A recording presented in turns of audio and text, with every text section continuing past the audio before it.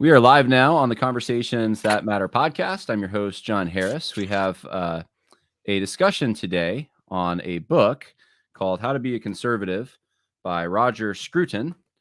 And this is a book that I read, I actually listened to on audiobook for the first time around a few years ago.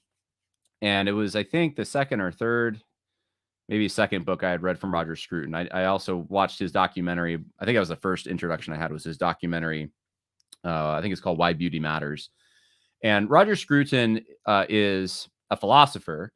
He knows a lot about political philosophy and writes about it. But I think he's probably more prominently known as I don't even know what the word would be, like someone who knows about beauty and architecture and those kinds of things. Aesthetic. I don't know if aestheticist is the word for it, but that's the branch of philosophy that he's into, aesthetics more than anything else. But he's become, he's not around anymore. He died a few years ago, but he's become somewhat of a major figure on the right. And he has a broad appeal. So people who even consider themselves neoconservative, some of them even like Roger Scruton. But I think he's more often categorized among more old right paleo-conservative types, although he's British. So the politics is a little different in Great Britain than it is in the United States. But he's very smart, very honored today in conservative circles. And I've heard someone, I don't remember who, describe him as a modern Edmund Burke. Like if Edmund Burke was around today, he would probably sound somewhat like Roger Scruton. And of course, Edmund Burke is considered by many to be the father of political and maybe even cultural conservatism. So that's his importance. He was also a Christian. He was an Anglican. I thought he was a Catholic, but I looked it up before the interview just because I wanted to make sure, or the discussion. And he was a member of the Church of England and actually wrote books about the Church of England. And that does come through a little bit in this particular book. So it's one of many books. It has, like any book, it has some weaknesses, but it has a lot of strengths. And for me, I'll just speak for myself first. The strength that I thought that was in it, and the reason that I wanted to discuss it is because the chapters, I'll just read for you. The chapters proceed this way. He gives a personal story, his kind of political journey, but then he starts off with chapter 2, starting from home, talks about home being the basic political unit. And then the next chapters are the truth in nationalism, the truth in socialism, the truth in capitalism, the truth in liberalism, the truth in multiculturalism, the truth in environmentalism, the truth in internationalism, the truth in conservatism. And then he's got 3 chapters to close the book that prescribe in more detail what he would recommend for society. So what you'll notice in those chapters is he takes a lot of ideologies and social movements, and some of them aren't even associated with conservatism or conservative thinking. And he says there's actually some truth in this. And this helped me see something that I was already coming to understand, but that a lot of the isms out there, and ideology would probably be a better word, a lot of the ideologies out there that are very rigid, that really don't adapt to circumstance that well, that boil everything down into basic premises and very basic principles and don't see the whole picture. We would call those ideologies. That each one of those things generally gets something right somewhere along the line. They're tapping into a truth, but they dismiss a whole lot of other things. And so I think Scruton helped me understand that actually the conservative instinct can look at something, even something like environmentalism, and see that there's actually, even in that, there's a truth. Really, we would call it conservation probably in the United States, but there's a truth implicit in, or a good motive that some people might have in that movement to want to preserve nature, to preserve their communities and the pollution that they see happening. But the problem is they make it into an ideology and they want to force it upon everyone, and they want to make it, they want everything to be related to this. And they want the government and international governments, in the case of climate change and those issues, to make decisions and force them upon everyone else. So he gets into the problems with modern environmentalism, but to pick that just one example, he shows that there's actually something there. And so Conservatives today, I'll be brief here and just say, I think most quote unquote people on the right in conservatism in the modern sense tend to also be ideological, whether that's in a libertarian way, where they look at free markets and individual choice and the liberal society as really the high point and the thing we should all strive for. And it doesn't matter if local communities are out of step with that. We just need to force them to conform. Or there tends to be if it's not libertarianism, you can have even kind of a soft, I guess the only word I can think of is like socialism. It's a soft socialism or / fascism that exists in certain quarters of the right that has the same problem, where it will take perhaps the people or the state and make them inflate them to a level of importance that doesn't really belong to them. And so it ends up doing the same thing and squashing traditions and local communities that have taken time to develop and to develop some true and valuable things. And so Christianity obviously plays a part in all of this, as it's developed in the United States and in England, our common laws and the social mores by which we operate. And of course, the church has also played a very prominent part in society. And these other ideologies don't seem to have a place for the church. And so this is a book that helped me understand in its fullness what conservatism more is, how it's an instinct and the importance it plays. So anyway, that's my little intro to why this is important to me and what I think that maybe you can glean from it. And we'll discuss it as we go on. So to join me, I have my father, Scott Harris. He's a pastor in upstate New York. And then I have my brother, David, who is a ESL teacher in Tennessee. And this is the third one, I think, right? We've discussed 2 other books, if I'm not mistaken. I'm trying to remember now. Oh, I have you on mute. I'm sorry. Hold on. I was wondering why I couldn't hear. What'd you say, David? We did Ideas Have Consequences, and then we did the Christian and Civil Government. Oh, the Pierre Viret. I was forgetting about that one. That's right. All right. So this is the third one. So I guess I'll just ask you both for your general impressions, and then we can talk about maybe specific things that were eye-opening and applicable to people in the United States today who are Christians. So why don't we go with you first, David? Sure. So I'm going to tell a story really quick that kind of highlights the impact that a book like this had on me. And this is directly related to Ideas of Consequences. So I'm a teacher. I still am a full-time teacher, doing a lot of extra things on the side. But when I started my career full-time teaching, when I was 22, I taught history, government, and economics. And I was teaching for a private school in New York. And I had a lot of Chinese students that were coming over to do like the foreign exchange program. Only one way. I've actually never seen an American student go to China for that, but it only works in one direction. But these Chinese students were over here, and there was one student I had that was really interested in economics and government. And I was teaching, I was on a steady drip of Ben Shapiro at the time. I listened to Ben Shapiro every single day. I was reading a lot of Thomas Sowell, which, still love Thomas Sowell. But I was getting a very, very sort of, normal conservative kind of, I was reading the things that I was hearing on Ben Shapiro and just kind of, that's where I was getting a lot of my perspective when I was teaching economics and government. And this particular student, he was actually the son of an undersecretary for a provincial governor in one of the larger provinces of China. So his dad was kind of a big deal in China.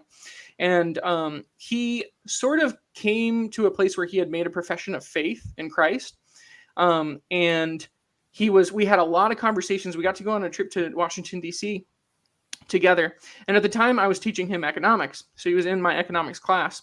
And so we were kind of talking about communism and capitalism. And at the time, I had been using a lot of libertarian sources for my teaching because libertarians produce really high quality, like John Stossel, the libertarian YouTube channels and stuff. They produce a lot of high quality content that are really easy to use in the classroom. So that's kind of what my students were getting influence with.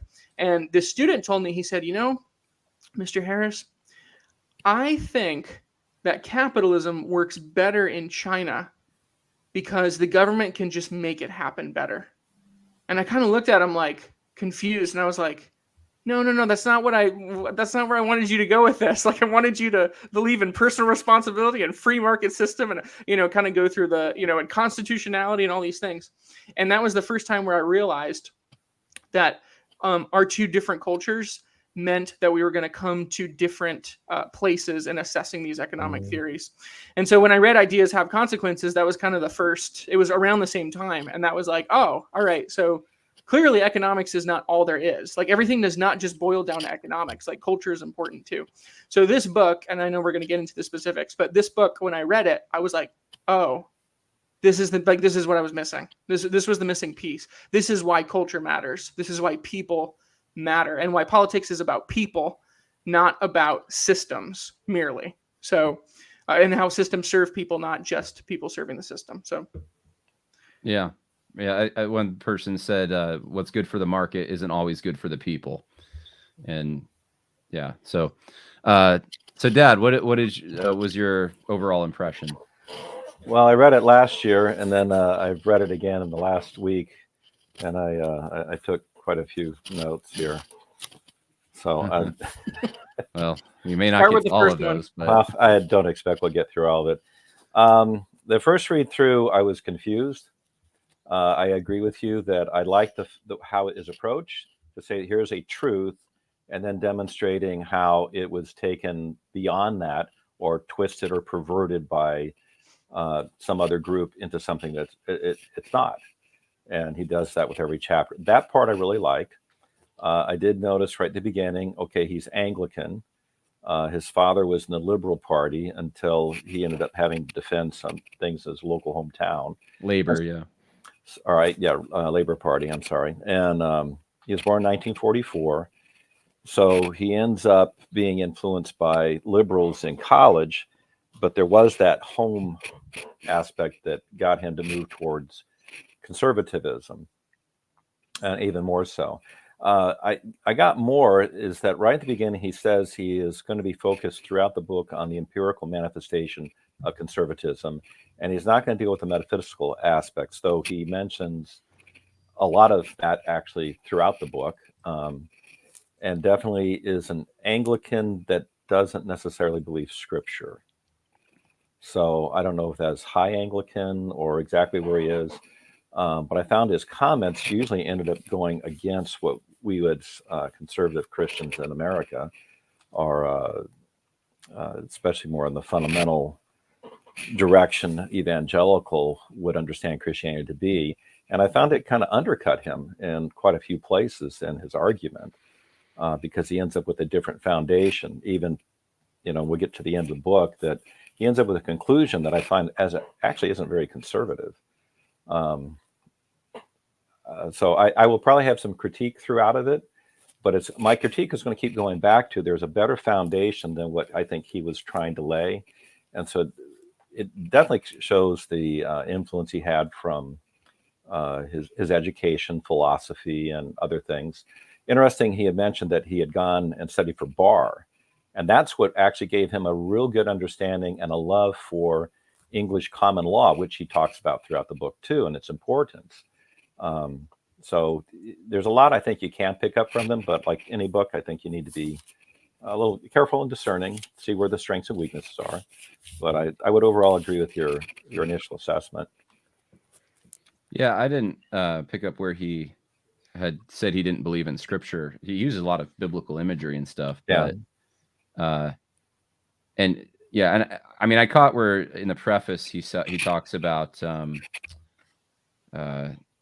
is it the preface, or maybe it's the first chapter, I think, where he says, he kind of alludes to maybe Christianity is not necessary he says, actually, it no way depends. It's on page 17. Having said that, I acknowledge that the conservative philosophy that I summarize in what follows in no way depends on the Christian faith.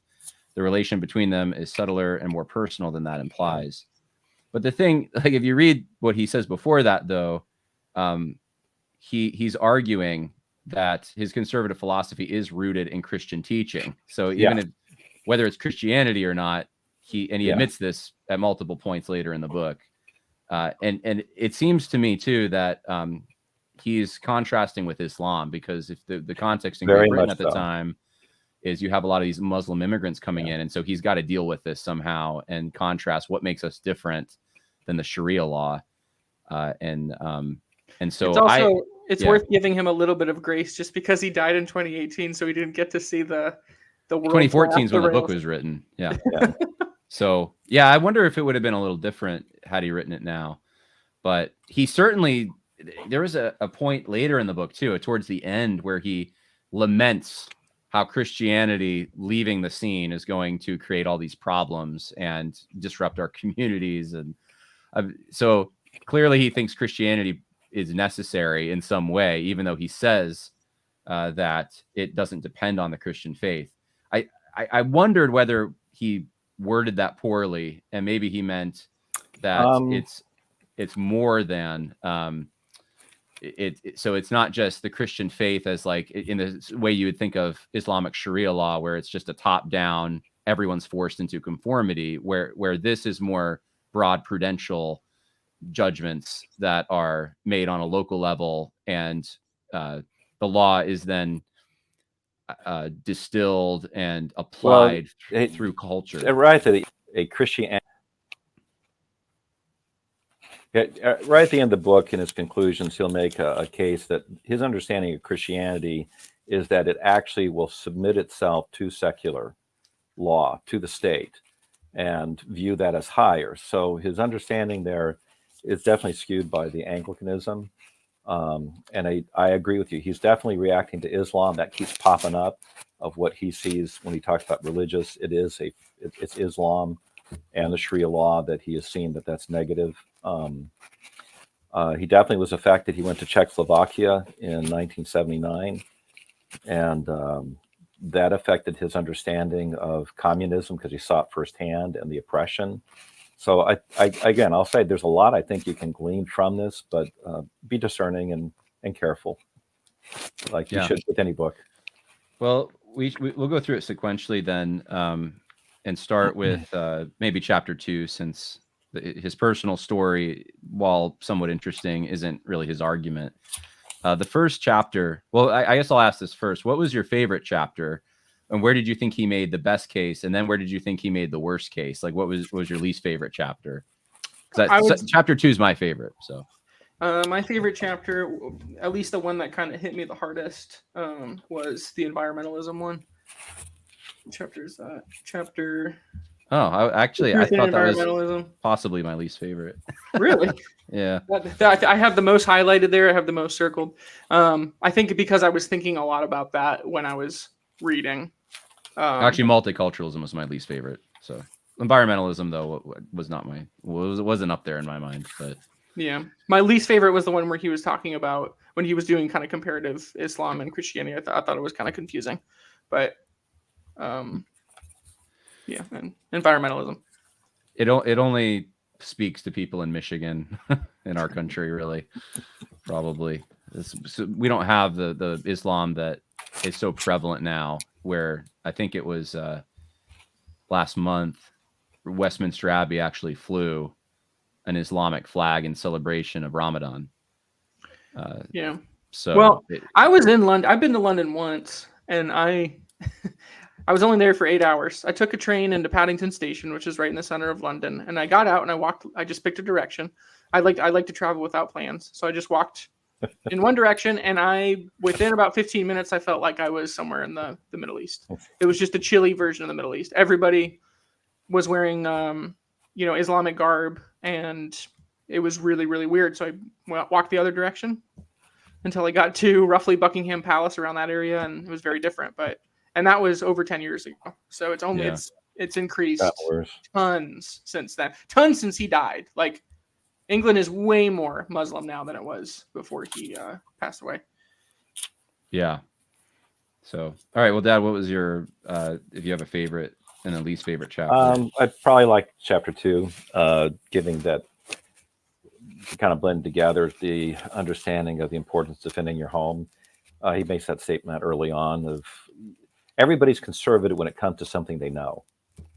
That's what they want. They want to preserve what they know. and could be liberal on other things, but they preserve their own home even if they won't let anybody else preserve theirs. So I think he made a good case. I thought his one on internationalism was probably the weakest. Yeah, that was another one. It seemed to get a little weaker as you went. Like this chapter 6 seemed like his last best chapter, and they're all good, but yeah, they get a little weaker. All right, well, starting from home then is the second chapter, but it's the first one where he makes his argument, and he says on this page 20, the error of reducing political order to the operations of the market parallels the error of revolutionary socialism.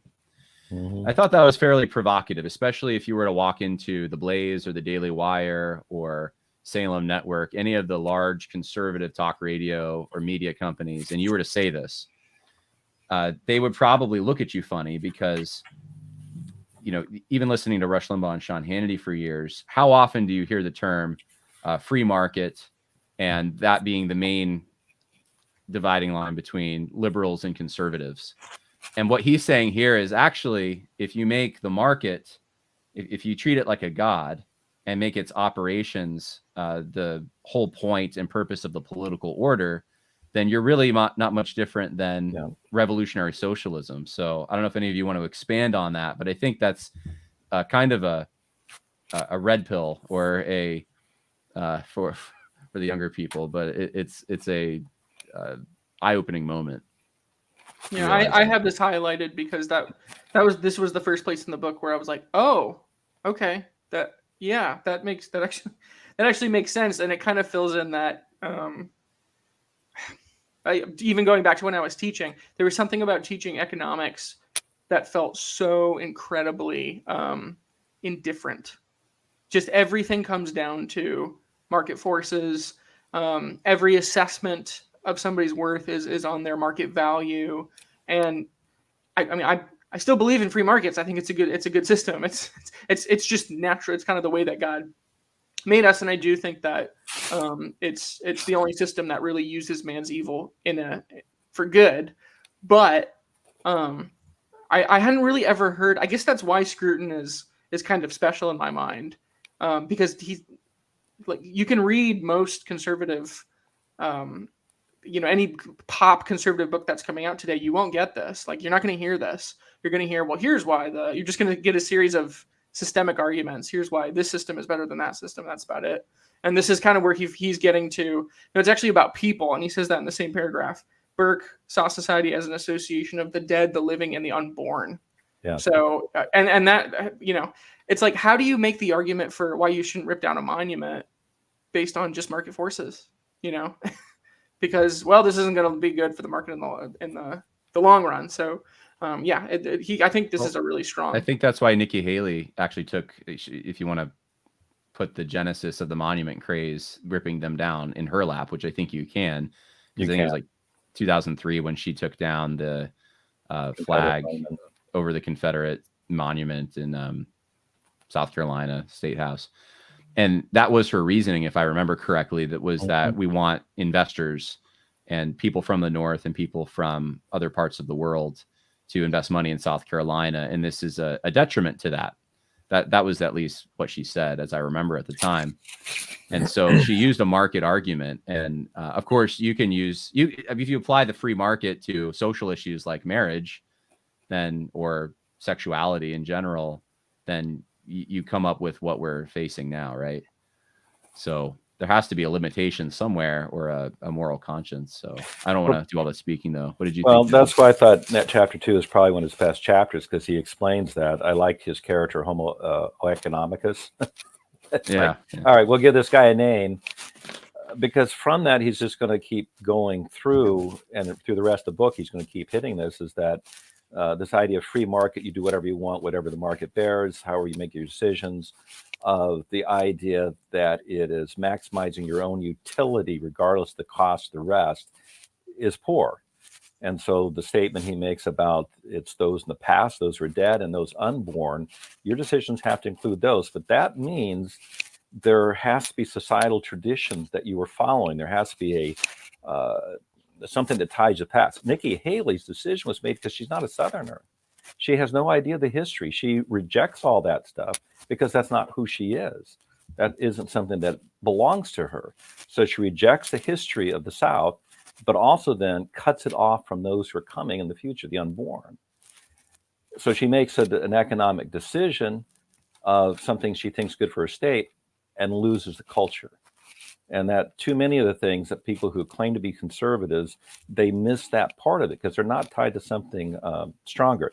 And I think he makes a very good case throughout that whole chapter. One of the things he states, he'll deal with this later, conservatism is about making oikos, the home, the family, that is the foundation of society. That's a keen insight. He'll bring that out later and makes it really stronger. He talks about social contracts, the paradigms of obligations that we have, which really should be the basis of law, and he'll make that case later too, which means I am a member and I have relationships within a group, and then that extends to the future generations as well. So I really do think this is probably his strongest chapter, which he keeps bringing up, and a lot of the other stuff I think he brings up in the book emphasizes coming back to these basic principles. He says on page 25 that in contrast to Homo economicus, we must invest our love and desire in things to which we assign an intrinsic rather than an instrumental value, so that the pursuit of means can come to rest for us in the place of ends. That is what we mean by settlement, putting the oikos back in oikonomia. And that is what conservatism is about. So he's essentially saying that economy, the word economy comes from oikonomia, and the oikos means home. And that conservatives are invested in putting the home at the center of the economy. And the economy exists to serve a place, and that's the end. It's a means to an end. That's what the economy is. It's not an end in and of itself. And that's the mistake, I think, more libertarian ideologies that place the market as supreme make when they say that the free market is the solution for everything, or they want to apply free market solutions to every problem. And there's some problems that do not have free market solutions because people choose evil and people don't value the right things. And so I think too, it's important maybe to create some parallels that I don't think he does. It wasn't his purpose, but he doesn't do it with what Scripture says about these things. When I read Scripture, I think it assumes this, that it doesn't assume an economic system. It talks about private property being important, but the commands that are given to different relationships within the home seem to assume the basic unit of a family, and the importance of preserving that and making that successful. And so I think this is right in line with what the Bible would assume and what traditional cultures have really always assumed until about 5 seconds ago, I suppose. It'd be nice if all the libertarians would read at least this chapter. If you want to skip the whole book and just want one sentence, it's basically libertarianism is really stupid. No, it's not. Well, it's not really stupid. It's just got it lost its foundation. Libertarianism? Yeah. No, it's always been stupid. And I was stupid when I was a libertarian. The third chapter is called The Truth in Nationalism. And this one, the title, I suppose, would be controversial in some circles, because nationalism now is viewed as, well, especially I'm thinking Christian nationalism in Christian circles is viewed as a dividing thing, a terrible movement by some, and then a great thing by others. But he obviously lived before that became the debate in the American context. But so John, is this where, because on the first page of this chapter, right, he says, post-war post-World War II, a kind of consensus emerging among a new political class. Did he coin that term? I don't know if he coined it. I think most people get it from a book called The Return of the Strong Gods by Reno, because he talks a lot about the post-war consensus. But that book, he got that from That was written after this. Yeah, this book predates that. Yeah. So I tend to think that this was just a known thing, that there was a new establishment after the war, or a new understanding, that nationalism was a bad thing. But to be honest with you, we say post-war consensus and you think World War II, but really this goes back to Wilsonian League of Nations stuff, that it's been with us for a while, I suppose. So, but yeah, I caught that too, that, on Twitter, especially now, people talk about the post-war consensus all the time. And Scruton is accurately describing what they're talking about here.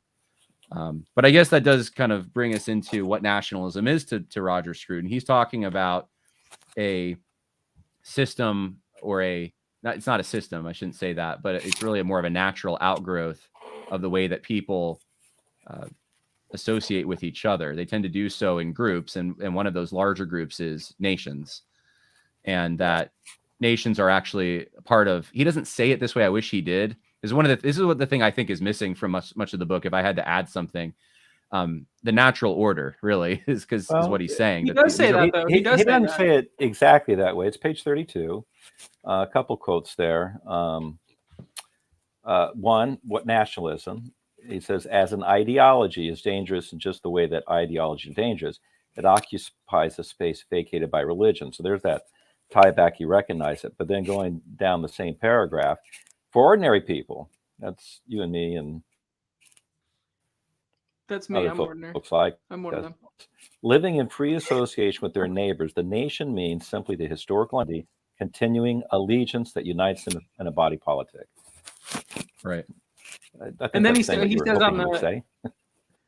the next page, he kind of defines the nation state, because he says, as we now conceive it, the nation state is the byproduct of human neighborliness, shaped by an invisible hand from the countless agreements between people who speak the same language and live side by side, which I highlighted that because, like you said, John, I am an ESL teacher, so I teach English as a second language. And it's chaotic when you take a bunch of people who don't speak the same language and just insert them into a culture and society and just say, well, this will work. Doesn't work. And I think language is the most important thing, probably binding thing. If you don't have communication, you really don't have anything. Right. Yeah, he definitely emphasizes language and region in the whole book. He tends to try to he doesn't use the word lineage, I don't think, anywhere in the book. And when he talks about race, he just says that that's not equivalent to nation, which yeah, go ahead. Yeah, he does do that. That's later in the book. In this case, he says, let's see, page 34. He talks about ethnic religious minorities within its territory. They have adjusted to the nation state. So even though he's writing from Europe, he's writing about the U.S. and what has happened here. Well, he says in the beginning of the book, in the prologue, he says, I'm writing this primarily for the English-speaking world. So this whole argument is for English speakers. Yeah. Well, a lot of it seems like it's geared toward the United States, but I guess it fits England as well. Same page 34. Unless and until people identify themselves with the country, its territory, and its cultural inheritance, and something like the way people identify themselves with a family, the politics of compromise will not emerge. And that politics of compromise is what he's going to keep arguing is what's necessary for conservatives to function. Which maybe at the end we can talk about whether that actually is still a viable. I have my doubts a little bit, but that's the mechanism he wants. So I was just going to say on the race thing, though, that I think this is probably where I don't know if I'm where he is exactly or not, as far as I always viewed and I use the word lineage on purpose because I think of it as what he said in chapter 2, that you have a bond with the past and the future. And that only comes from some kind of a lineage that has he uses the Constitution, we the people. He says, what people? And it's obviously ourselves and our posterity. It's the people who are going to come after us. And immigrants can come in and be part of that as long as they adopt, he says later in the book, the sacrifices or the cost, the social cost. They're not just, given free rides, which is what's happening in the United States. So, I mean, I like that word, and I consider that to be part, I suppose, of a culture. Like you could have two groups of people living side by side that share the same genetics by and large, but they might speak different languages, or they might be part of different lineages, in that like one uncle went one way, and Lot and Abraham. And so the lineage to me is the important part. And I was just going to say that I think the debates online right now about, or they're not really debates, but they're the freakouts that people have over quote unquote kinism. This is kind of what I would want to say to them. Something that Scruton is saying, where he's saying that it's more complicated than that. It's not, you can't just take a genetic test to find out if you're like someone, but because there's language and there's region and there's these other factors, religion really too. I mean, he kind of alludes to it, but doesn't want to say it. But I would put lineage in that category. So when he does talk about religion, usually his critique is a sect of religion, that everything has about that sect, and that it would be well, that was a problem in England. The Puritans, the Puritans are a negative example to him. Well, because at the same time you had those still pushing Roman Catholicism, like Charles III and stuff, that was driving the Puritans and the Presbyterians out, right, in the 1600s. So there's a negative there. He sees the negative in Islam of this, but at the same time, if you don't have a national identity of religion, you've already lost something in your culture. England was able to move forward because it had a national identity as a Christian nation. America did the same thing in the U.S. as a Christian nation. Now that that's being lost, part of our culture identity is lost. Who are we as a people? So there's some of that. You're talking about lineage, but a lineage can also be, from the spiritual standpoint, I have adopted into it. In Christianity, of course, that's being adopted into the body of Christ. But in nationalism in America, it would be as an immigrant comes in and adopts in, identifying not just what's currently here, but adopting the history of saying, yes, George Washington was a great man, and I'd like to emulate him. And, I'll name my children after him. He'll name him George. Well, he does talk about that, the myths in 38, the importance of myth. He says the myth of sacrifice has given way to the myth of emancipation, and the history books rewritten yet again. But he talks about the importance of these myths. And so before Great Britain would, especially during colonial times, took a lot of inspiration from these myths, these stories of courage. I mean, and myth doesn't mean it's not true. It just means these are important stories that were supposed to point to something higher. And then he says, and the same thing's happened in the United States. Now it's the myth of emancipation. And he says that Britain, now this history of Britain begins with the emancipation of the slaves and moves to the emancipation of the workers. So this is the myth that's keeping them somewhat, I suppose, stable and joined to each other. And he doesn't argue this, but I would argue, and they probably would agree with me, that that's actually a much weaker national myth. Actually, he does argue this. I don't know if it's in this chapter, though. But he does argue that, that's a negative. These are negative examples, and you can't draw the same kind of inspiration that you do from positives. You can't. So, trading in your nice steak for a mess of porridge, something like that. I don't think pottage. Well, let's do another chapter, and then I'll take questions. If you are in the comments, feel free to leave a comment and put a question mark on it if it's a question, so I can see that it's a question. And then we also have some people in the video chat we'll get to after the next chapter. Well, before we leave this chapter, I'm going to critique him again. Page 35, he made a statement: when God makes the laws become as mysterious as God is. Oh yeah, that's not a true statement. I think he's reacting there to Islam, and he's Anglican, but he's also secular.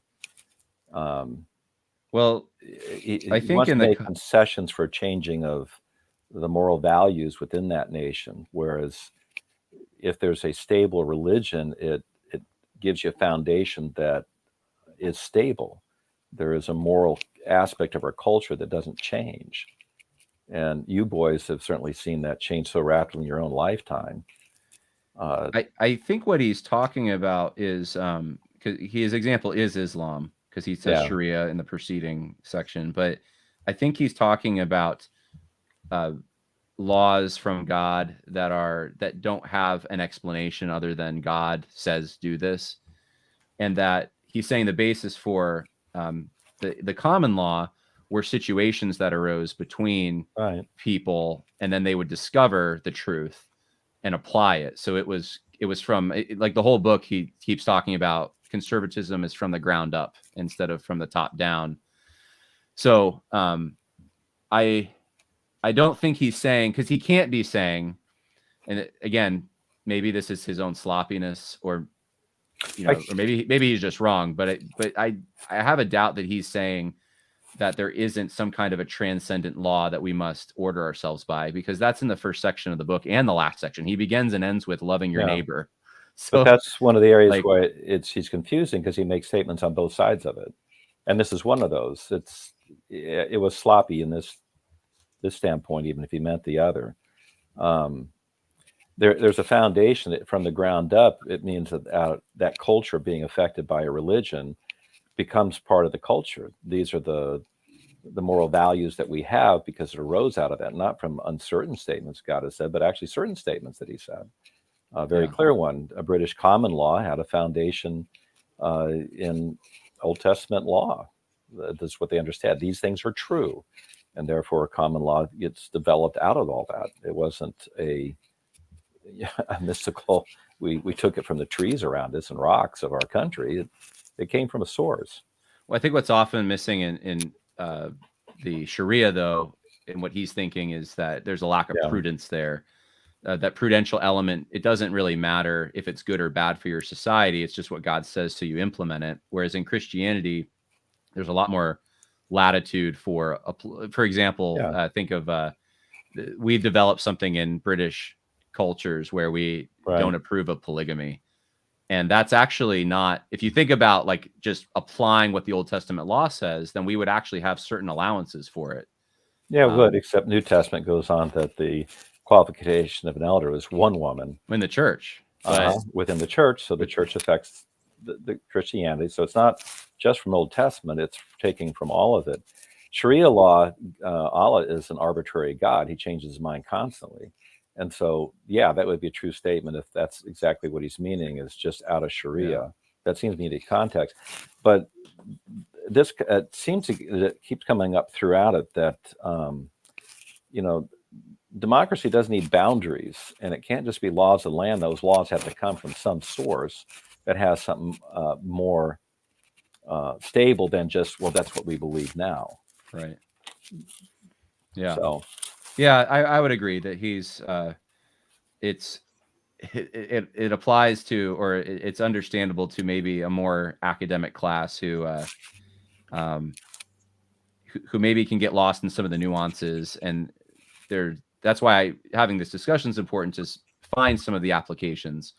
I think it was Charles Haywood, when he was on the podcast, said that he calls it Scrutonism, but he said Scrutonism is when you sit in an Anglican chapel and you just muse about how beautiful it is. Meanwhile, there's Muslims that have immigrated. There's no one attending the chapel, and the Muslims are coming in and ruining things, and they're going to convert it to a mosque and stuff. But you're just sitting there musing on how great what your ancestors built was. And so I think that's a good critique chapter, in a way, to think about. Yeah, Roger Scruton, he finds all these valuable things, but they're just being lost, and you can't just, perhaps, maybe we'll get to this at the end, we should, but perhaps maybe a bottom-up organic approach to it, as much as I would want to do that in gradual steps, which is what he wants to do, very careful. Maybe that's not the way. Maybe that's not possible at this. Like, things are too far gone for that. It might have been a while ago, but it might have even been when he was living. But so the truth is, in socialism, that's enough to give conservatives in the United States hives. What truth is there in socialism?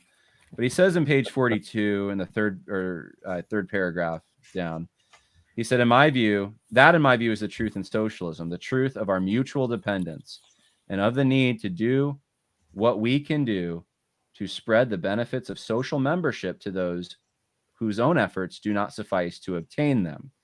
Then he goes on and he critiques the welfare state for the most of the rest of the chapter. But he recognizes, though, that there is a community that we're born into with obligations and claims on us.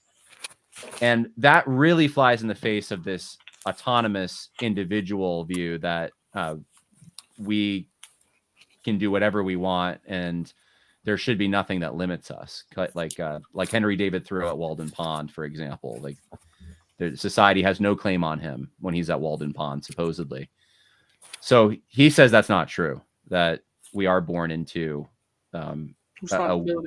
responsibilities and even to care for those who are handicapped and that kind of thing. So he rejects socialism, but he acknowledges that there is something that's even socialists are recognizing. They're making it into an ideology, but there is this kind of truth of some kind they're tapping into. Well, we kind of feel like that's something that we kind of realized over the course of the COVID saga, because, you know, I remember being in college with all the Occupy Wall Street kids. You know, they're like going out to Occupy and then they come back into the college, and you know, and they're saying things like these corporations are all about money and you can't trust big, you know, big pharma, big pharma and all these companies. And I'm like, oh, these stinking hippies, man, the smelly hippy dippy protesters. And then, like, fast forward a couple of years and I'm standing next to them, like outside the hospital, like, because my wife's about to get fired for not getting vaccinated. And like I'm like, but they're not even there. They're over there walking into the hospital, you know, completely blind to most of it. So I'm like, how did we wearing a mask? Places? You know, wearing masks. So it's interesting that like, that was like sort of my wake up. Like, reading this was going through, I'm like, how did I get to this place where, you know, I used to argue with my wife about, like, well, listen, you know, big pharma is not really a thing. It's about profit motive, and it makes sense to, you know, it only makes sense that you would be producing drugs that help people because, you know, because it's not good business to peddle things that hurt people. And, you know, turns out it is sometimes. Turns out it is. It is good business. If you assume people are like taking responsibility for their health and they're smart enough to figure out what's good and bad for them, but if they're not, then and you could apply the same thing. You could even apply the same thing to, like, Wall Street, because you remember, I don't remember if it was last year or the year before, when that whole GameStop thing went on, when basically that company inserted themselves into the mix and said, like, well, look, guys, come on, you can't all just buy shares for this one corporation. And then I thought back to all those Wall Street protesters again, just to be like, you know, they're just out to get money. I'm kind of like, yeah, I guess so. I guess you guys were right, you know. So yeah, so he makes a good case, but his case is actually arising out of what Scripture teaches. So theirs were culturally coming in England from Anglicanism and understanding we have a moral responsibility to those around us. And every society is going to have an understanding of that to some degree, but it's going to vary a lot depending on what it's founded on. As we move away from any of that, you're finding in what happens with socialism is a demand for those things, or as he puts it, two problems, is that you create a new class of dependents as each new group gets added to, well, you deserve this. And that's going to go into a later chapter where it's a demand instead of something you do voluntarily.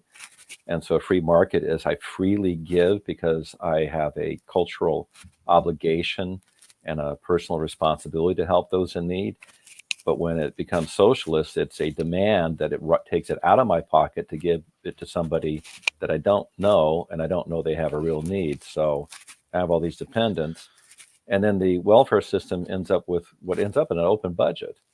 So he points those out as the political defects of it, instead of it being an obligation I have because of gratitude for what I received. But that comes right out of Ephesians anyways. I work so they might have the ability to help those in need. Let me play devil's advocate a little bit, because I don't know if he mentions the problem that the government's taking from you. Maybe he does, but the two that I noted was the first is the doctrine that the welfare state manages the social product as a common asset. So redistributing wealth so as to ensure that all have the share to which they are entitled. So, so it assumes that like instead of you earning money and it belongs to you, the assumption is that actually whatever money you earn belongs to the state. So he says that's Correct. the first problem. That's socialism. And then the second problem is that, let's see. Oh, he mentions three. The real perversion on page 46 is a peculiar fallacy that sees life and society as one in which every success is someone else's failure. Mm-hmm. So that there's a zero-sum game. He says that's a wrong assumption. And then earlier on page 44, this is the third one, I suppose, he talks about how on the top of the page, the wars of the 20th century brought home the fundamental truth that people will fight for their country and unite in its defense, but will seldom fight for their class, even when the intellectuals are egging them on. So he's saying it's not really part of the natural order, that God hasn't designed this place for us to find allegiance in our class. We find it more in our countries and our families. That's just the ordering that we live in.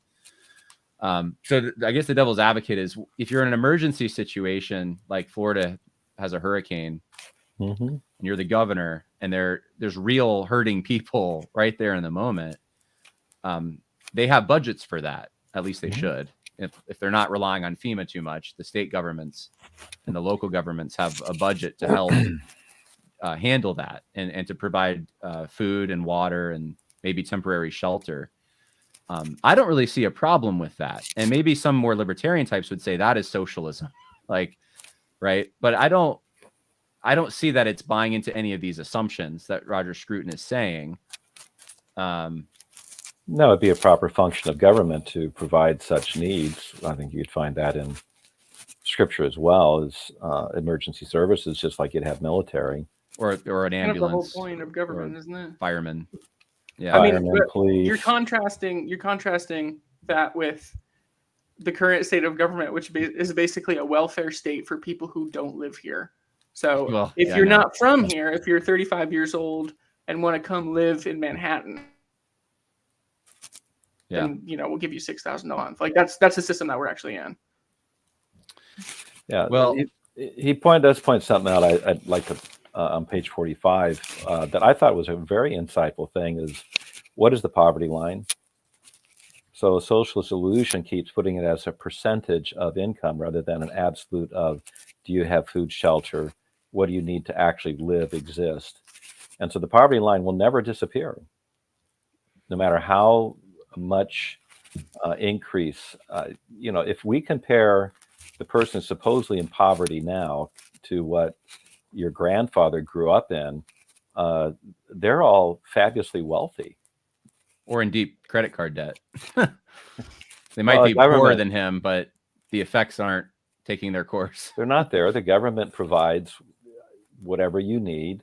You get Section 8 housing, you get temporary shelter. They'll give you money for your health care now and anything else. And, because it just becomes a percentage. Well, what's the median income? What's percentage of the median income? I just thought it was a very insightful thing for him to point out of this is an illusion of socialism, that we have people in poverty, no matter how well you do economically as a nation, that there's people in poverty and yet they're fat. And I mean fat. Right? Well, this might be a good segue into the chapter on capitalism, but he says in the beginning of that chapter. Okay, I wanted to go to some questions maybe before we get to that, just because people have been waiting. We'll go to Matt first and then David. So get ready, David. Matt, how you doing? Good, doing pretty well. Good to see you. Yeah, good to see you.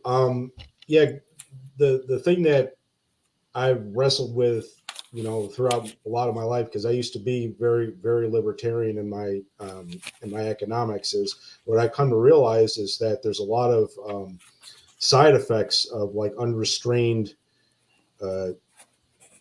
global free trade and economic freedom. And I saw it actually happen in my home state when the technology happened so that the manufacturing base of Michigan, went to other countries, and it really destroyed a lot of the communities there.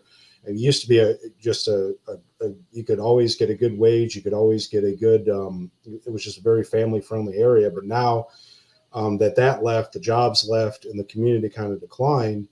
And I also see it in other places. And it just seems like you were talking about, Scott, that if you don't have scriptural backing to a lot of these these ideas. And I think that's the difference between, people like the Daily Wire said that this is the ultimate goal, or when I was listening to Rush Limbaugh, that the ultimate goal is to have the rising tide lift all boats. There's more to life and there's more to society than those things. And it's like you lose a lot when freedom becomes unrestrained. And that's the one thing that I see. It's almost like you have I don't know who said this, but you have a train.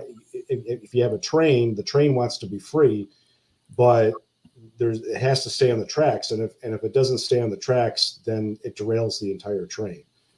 And I kind of see that's what's going on with our country now is we've made the decision collectively that we have to have prosperity for everybody, no matter what their circumstances, and economics and is the goal. We have to do this, but that's a very secular mindset, and it's eroding a lot of the communities and the traditions that everybody's enjoyed up until this point, and we wonder what happened to it.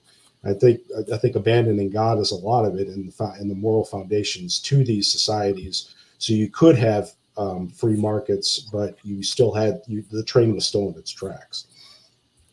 Yeah, and you're in Georgia now, but you were in Michigan, right? Correct. And I know someone in Alabama who told me that in their town, they're in where's the big university there? Auburn. Yeah, they're in Auburn. Thanks.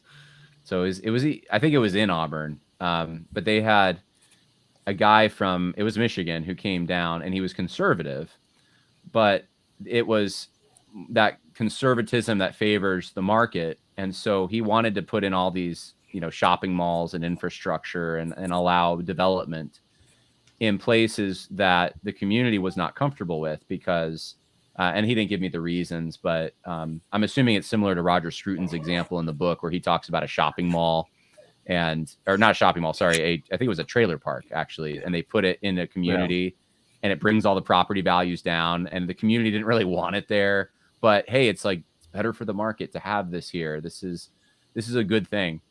And so anyway, all that to say, like both the conservatives in Auburn and the conservatives in wherever from Michigan this guy was from, maybe it was from a more metropolitan area, I don't know.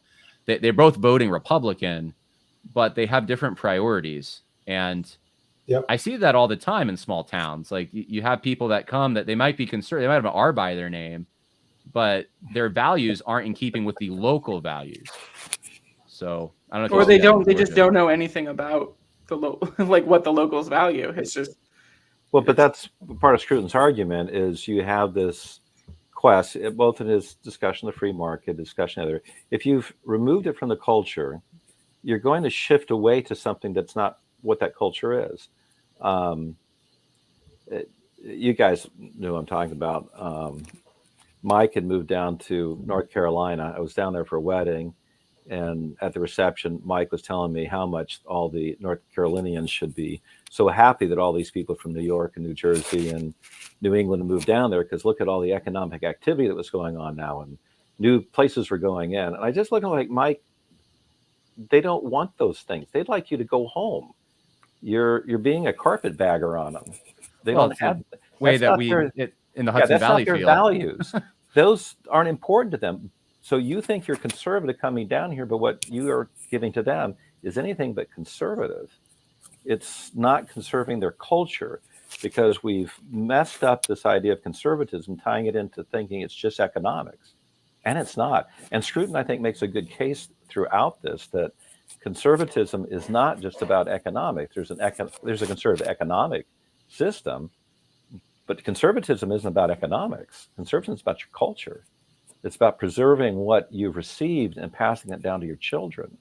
And I'll make a comment. And David, I'll just say, I did finally read your article about, red state reset and people moving and stuff. Excellent article in TruthScript. So there's my plug for TruthScript. But how many people have moved south for economic reasons rather than for cultural ones? Yeah, that's all across the South, because Tennessee, Matt, because Atlanta is a megalopolis now It's 2.5 hours to cross the city. Yeah. And the percentage of people, we got Tom Rush. He's from side of Atlanta. But how many people like Tom Rush are even left in that area, or are just completely just deluded by the amount of people from just every corner of the country and now every corner of the world, which, I guess there's upsides. It's convenient. I mean, it's convenient for me to live somewhat close to Atlanta. You can fly anywhere in the world, like really, really quickly. It's kind of cool. It was kind of cool living close to New York City, I guess, in a way. But even with the red state relocation, just there's a lack sometimes even among red voters, I guess, to kind of ask, well, what was here before I got here? And what could I do? What changes could I make even in my own life to not try and fit in so much, but like try to make it clear that I value what was here and what is here. But it's hard when you're on a steady drip of kind of neocon political theory, coming at you, from Fox News. It doesn't have to be north-south either, because in the Hudson Valley right now, we're experiencing this same thing coming from New York City. And there's a lot of resentment among some, especially in my county, in the more, I'd say, rural areas where people have been priced out of their own homes.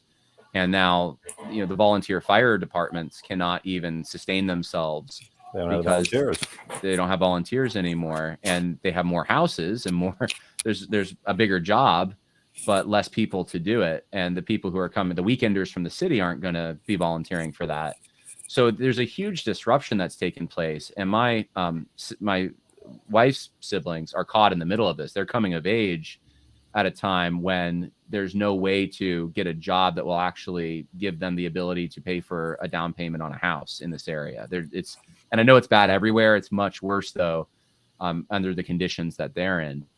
And so I suppose, what's the conservative solution for all this? I mean, I can tell you what one town is doing. They are requiring, this is next to Kerhansen. I'm trying to remember what town it is, but they're requiring Rochester, I think is the name of it. Not the other Rochester, but it's a smaller town. They're requiring that anyone who buys a home in that area must buy, they can't subdivide it. It has to be at least 5 acres. So what does that preserve? That preserves the open space. In my area where I live right now, there was a nasty, I say nasty, but it was, I understand why people did it, but it was this habit of buying houses and renting them out as Airbnbs. And people from New Jersey and New York City who had the money would do that. And then when they wanted a vacation, they could just come up here and use it themselves. Well, they created regulations now that you have to get all kinds of inspections, which I don't appreciate as much, but you also have to live in the house for at least, I think it's something like 90 days of the year. And that way, I get it. Like that way, you're actually taking some personal responsibility in that property. And you're not just going to have parties every weekend that disrupt the neighbors. I think those are actually conservative solutions, if you think about it. Some might think that's big government, but that's actually trying to conserve. That's actually trying to love neighbor. It's trying to love literal neighbor. Yeah. But that's heresy to libertarians and to. I know. That's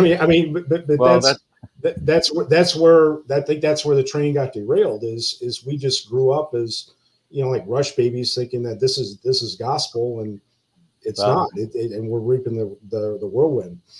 Matt, you're talking to 3 heresies. We're fine with heresy. Yeah.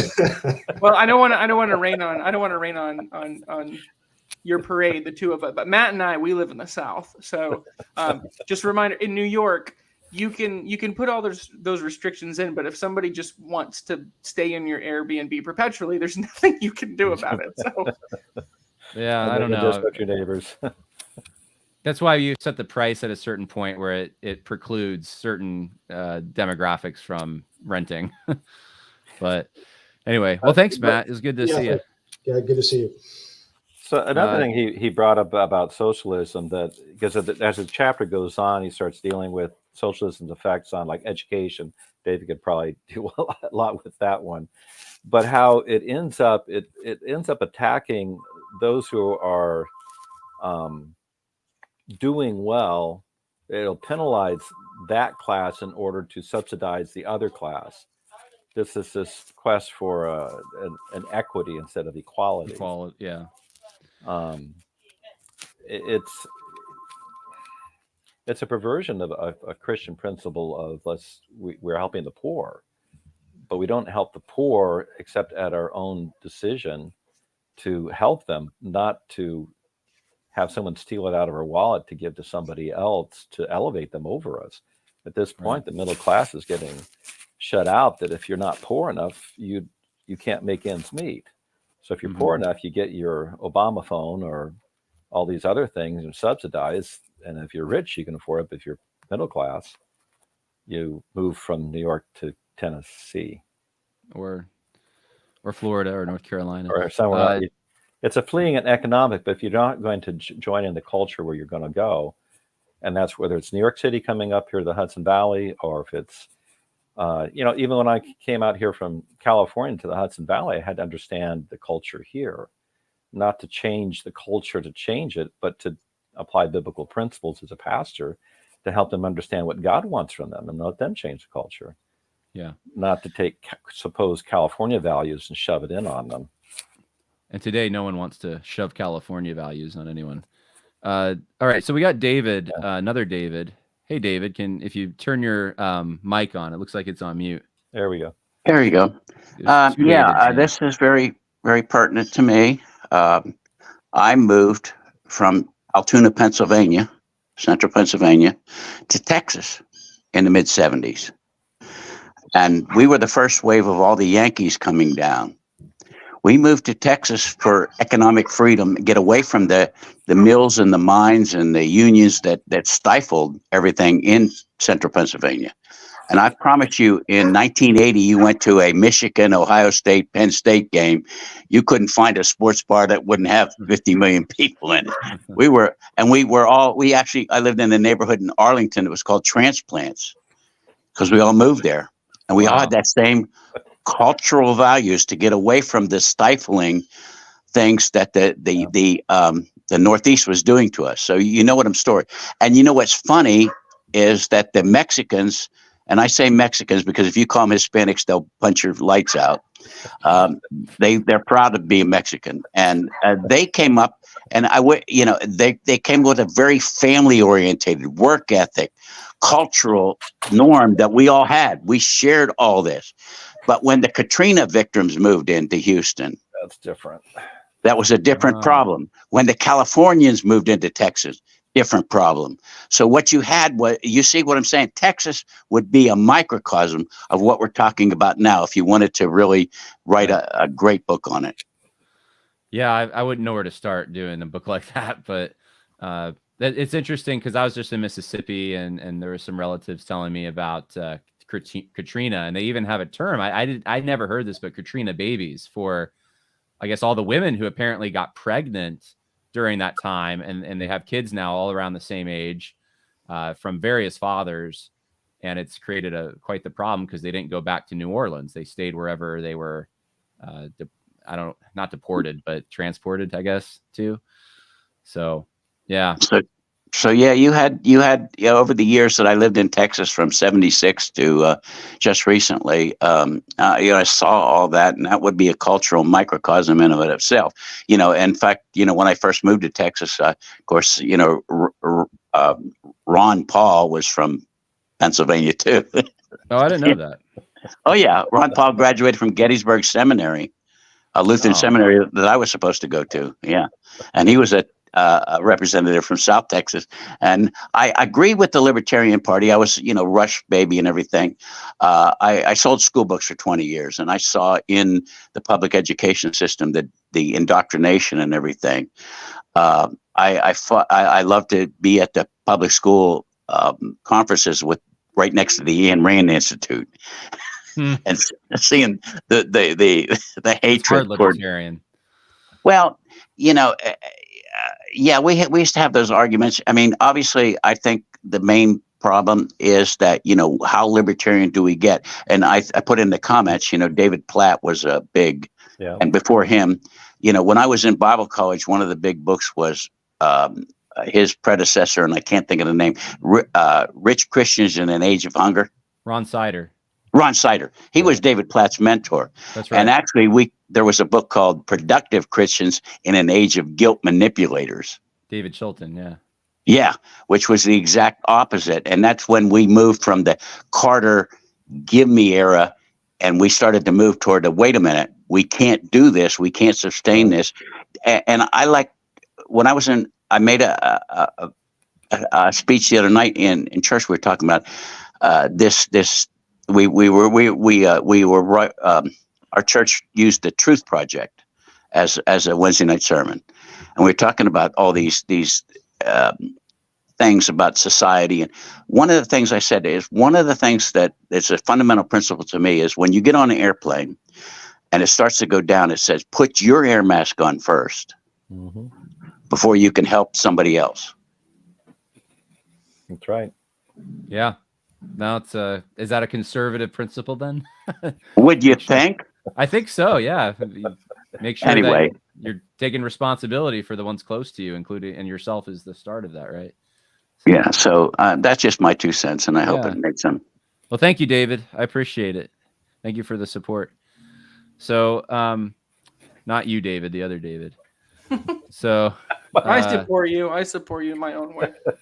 yeah, he said 1970s, the first wave. I was going to ask, I think the first wave of Yankees was the 1870s. 1860. I don't want to ask how old David was, but like, anyway. The first wave. The first wave was 1861. Well, in Texas specifically, though, that would have been, well, it took a little longer to get down there. 1870s, yeah. David Crockett. There he goes. The first wave was David Crockett. David Crockett. That's right. Although he was a Southerner, he was born in Tennessee. Well, the truth in capitalism is the 5th chapter here, and this one I think everyone can say, "Yay!" He was a conservative.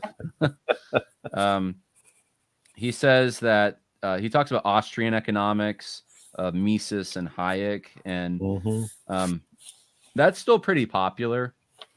Although I think there are people abandoning the, for reasons we've already discussed, kind of the ideological spirit that some of those people have. But he says on page 54 that the Austrian response, let's see, basically there's 3 crucial areas in which they were right. First, economic activity depends upon knowledge of other people's wants, needs, and resources.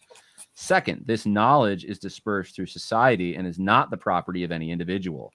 Third, in the free exchange of goods and services, the price mechanism provides access to this knowledge, not as theoretical statement, but as a signal to action. Prices in a free economy offer a solution to countless simultaneous equations mapping individual demand against an available supply. So to boil that down, he's saying that supply and demand, they just exist. You can't really fight them. It's like trying to fight the weather. It's coming. It's there. But he does say that there's a caution on page 57. He says that although Hayek may be right in believing that the free market and traditional morality are both forms of spontaneous order and both can be justified epistemically, it does not follow that the two will not conflict. And he gives some examples of that. Sexual morality is one of them. Right. And he says that the things that are sacred in society do not have a price. And so I thought that was profound and true. And maybe that's the problem that we have in our culture more than anything else, is that too many things have been put on the market. And now I remember when we traveled the country, even when you and I did, David, which was 2013. I don't remember seeing anything for marijuana until I think we got to California. Now, when I travel the country, it doesn't matter what state I'm in. I could be in Wisconsin. I will see billboards for weed. And it's like every the state. opiate of the peoples. The opiate of the peoples. Yeah, the devil's lettuce. So that's just one example. The availability of drugs. Our vice president just said last week that no one should ever be prosecuted for using or owning marijuana. So they're not even going to defend the federal laws that are on the books about this. And you might think that's small, but this accompanies pornography and prostitution. and gambling, that's become, even in our own state, I say our own, New York, it's become pretty big. And now there's casinos that weren't there before. And so, that seems to be, that's my summation of what he says. And I would agree with him on that. Yeah. Well, he goes on, he furthers that argument as he's dealing with capitalism. Instead of taking ownership and paying the costs that are part of producing your product, is kicking the can down the road and having someone else pay for the actual cost of that. And marijuana is a good example of that. They legalize marijuana, but they don't stiffen the penalties about what happens when someone's influenced by it and does something and harms somebody else. Instead, the cost is supposed to be borne by that person's insurance because they got harmed, or the cost is borne by the family that has to go bury someone because somebody who was stoned ended up causing an accident, or it's a family that can't function anymore because the stoned person can't work. It's just kicking the cost down the road because people want to have a whatever relief they think they're getting from it. So there's a free market without a moral component. And that, again, I think he could have made a much stronger case about the necessity of a foundation for that morality in the culture, and that in England and in the United States had been Christianity. The reason we're seeing these things happen the way they are is because we're losing that moral component. Christianity is declining very rapidly, even with those going to church. They're not hearing the scripture anymore. They're hearing somebody's pop, whatever it is. It has nothing to do with truth anymore. And so the moral component keeps changing. Even when the church, the acceptance of what were considered and actually are abominations, or at least immoralities, it starts changing what's going on so that the society continues to decline. Even something as simple as replacement of your population with free hookup culture. People aren't getting married. They're not having children. They'll abort them if it's too early and they want to keep playing around. And so the average age for a first child is what, 26, 27 now. First marriage is 8 to later. You have unstable homes for the children. The replacement rate isn't even being met for population. All sorts of ramifications, and all of it has to do with a lack of morality. Well, it's interesting you bring up marriage. And I want to say one thing about the marijuana thing, because someone might call us out on it. I do think there are penalties if you do get into an accident, just like if you're inebriated.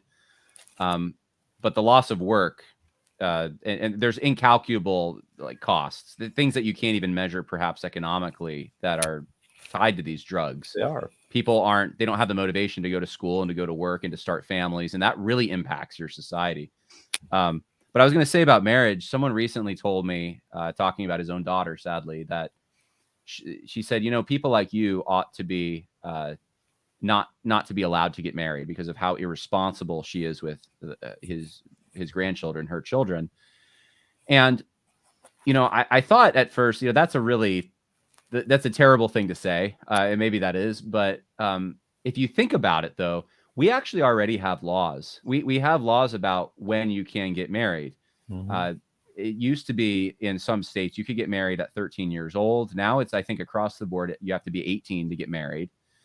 16 and with parental permission. With parental, maybe, if you're younger, maybe with, but even then, that's a circumstance. Where does that come from? That's not from the market. That's from tradition. Mm-hmm. We have collectively made the decision that it's not wise. It's a prudential decision for someone without parental authority to make this decision. We do the same thing with cars and with voting and drinking. And those are all decisions that are not market driven. Those are decisions that are more wisdom driven. And I would say that's a conservative instinct, actually, to try to put a limitation in to prevent irresponsibility that will end up costing the rest of the society. So So a lot of, I don't know what other things out there are like this, but sometimes when someone wants to bring in a regulation, I'm generally and naturally against regulations because there's so many of them and they're so abused and they're wielded by the elite class for their own power. But we already actually have some common sense regulations on these things. And I think most conservatives, like what conservative is going to say, or even libertarian, a 6-year-old should be able to make a decision about whether or not she wants to or he wants to participate in sexual encounters with adults. Everyone's going to say that's wrong, but why? That's not a free market thing. That's something else in you that's saying that. Yeah, but what will they say in 20 years? That's true. They might. I mean, yeah. If you go back 20 years ago, you wouldn't have had any of these people advocating for homosexual marriage or transgenderism. Or the same 6-year-old to have a transgender surgery or something. The first state to legalize gay marriage was Massachusetts, and it was exactly 20 years ago. Yeah, by court order. And the governor didn't fight it. Mitt Romney, I think, right? Yep. Yep. Yeah. So I guess, the truth in capitalism, basically the assumption is free beings are responsible beings. He also says the right of property is also a duty. And so I don't know if there's anything you want to add to that. There's one quote that I thought was maybe the scariest quote in the entire book in one way, at least as it relates to economics. But this is on page 59. He says it's just like an offhanded thing. It's not. He wasn't like making a gradual point, but it just kind of hit me like, oh, that's kind of scary. He was saying, so much of the modern economy seems to depend upon intricate financial instruments deployed in ways for which there's little or no precedent. So it's kind of like, because there's a lot of talk about, we were just talking about how the housing market has kind of become horrible all over the country, but speculators. It's very hard to, this is the thing, even like from teaching economics, I don't really know what the rules are anymore. I'm not sure.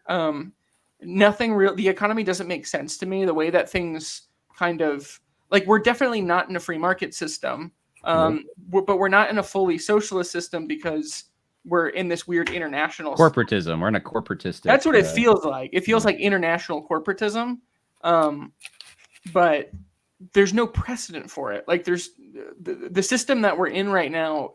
There's really no way to know where it's going to go or how it's going to end up. Like there's a lot of speculation. There's going to be a collapse. There's going to be I don't know. I mean, I think it could just keep grinding on because they'll just be, maybe, I mean, I kind of hope not, to be honest, but. Well, they can't keep grinding on. It may go, it's gone a lot farther than I think anybody would have thought it would. But as you keep pumping trillions of dollars into the economy by fiat, you're increasing inflation. Yeah. The market's going to demand the payment, and right now that payment is at inflation. Well, he says on the page before, he says no market economy can function properly without the support of legal and moral sanctions designed to hold individual agents to their bargains and to return the cost of misbehavior to the one who causes it. And the situation that we're in now is that doesn't exist. There is not responsibility, and the whole economic system is set up basically on interest, where you are the whole design is for you to get in a series of extremely high interest loans for the rest of your life, and then you pass that debt on to your children, and that's basically the that's what keeps the economy going, it seems. So I mean, I guess all that to say is there's no, like, we're so far away from whatever the traditional underpinnings of the economic system were. There's no purpose to it. It's an engine grinding forward for its own benefit. Yeah, and they have the lobbying strength and the influence to be able to give exceptions to themselves and to squash any competition that would rise up, and that's part of the problem too. And so there's not really an easy solution, and I don't think it seems like it would have to be top down. I'm not sure. What what Josh Abbotoy is with Ridge Runner and that kind of thing, and I guess to some extent Moscow, and trying to create these sort of organic. I'm not trying to Moscow, associate, Idaho, not Putin. Right. Yeah. No, Moscow, Idaho. That's very different than Ridge Runner, but intentional communities, just the idea of like forging intentional communities. I guess that's sort of a grassroots solution. I mean, that's something that I'm interested for my family, because we have to make these individual decisions about how we want our families to be able to live and thrive and prosper. But like on a macro sense, I don't know how do you deal with an economic system like this, except from top down? I don't know. Of what we currently have? Yeah. Well, the problem is it is top down. What it keeps is this in? What are we? What chapter? Okay, we're still in. We're at capitalism. All right, I guess you can talk about this. Because it is top down. They keep deciding. Sorry, I derailed that.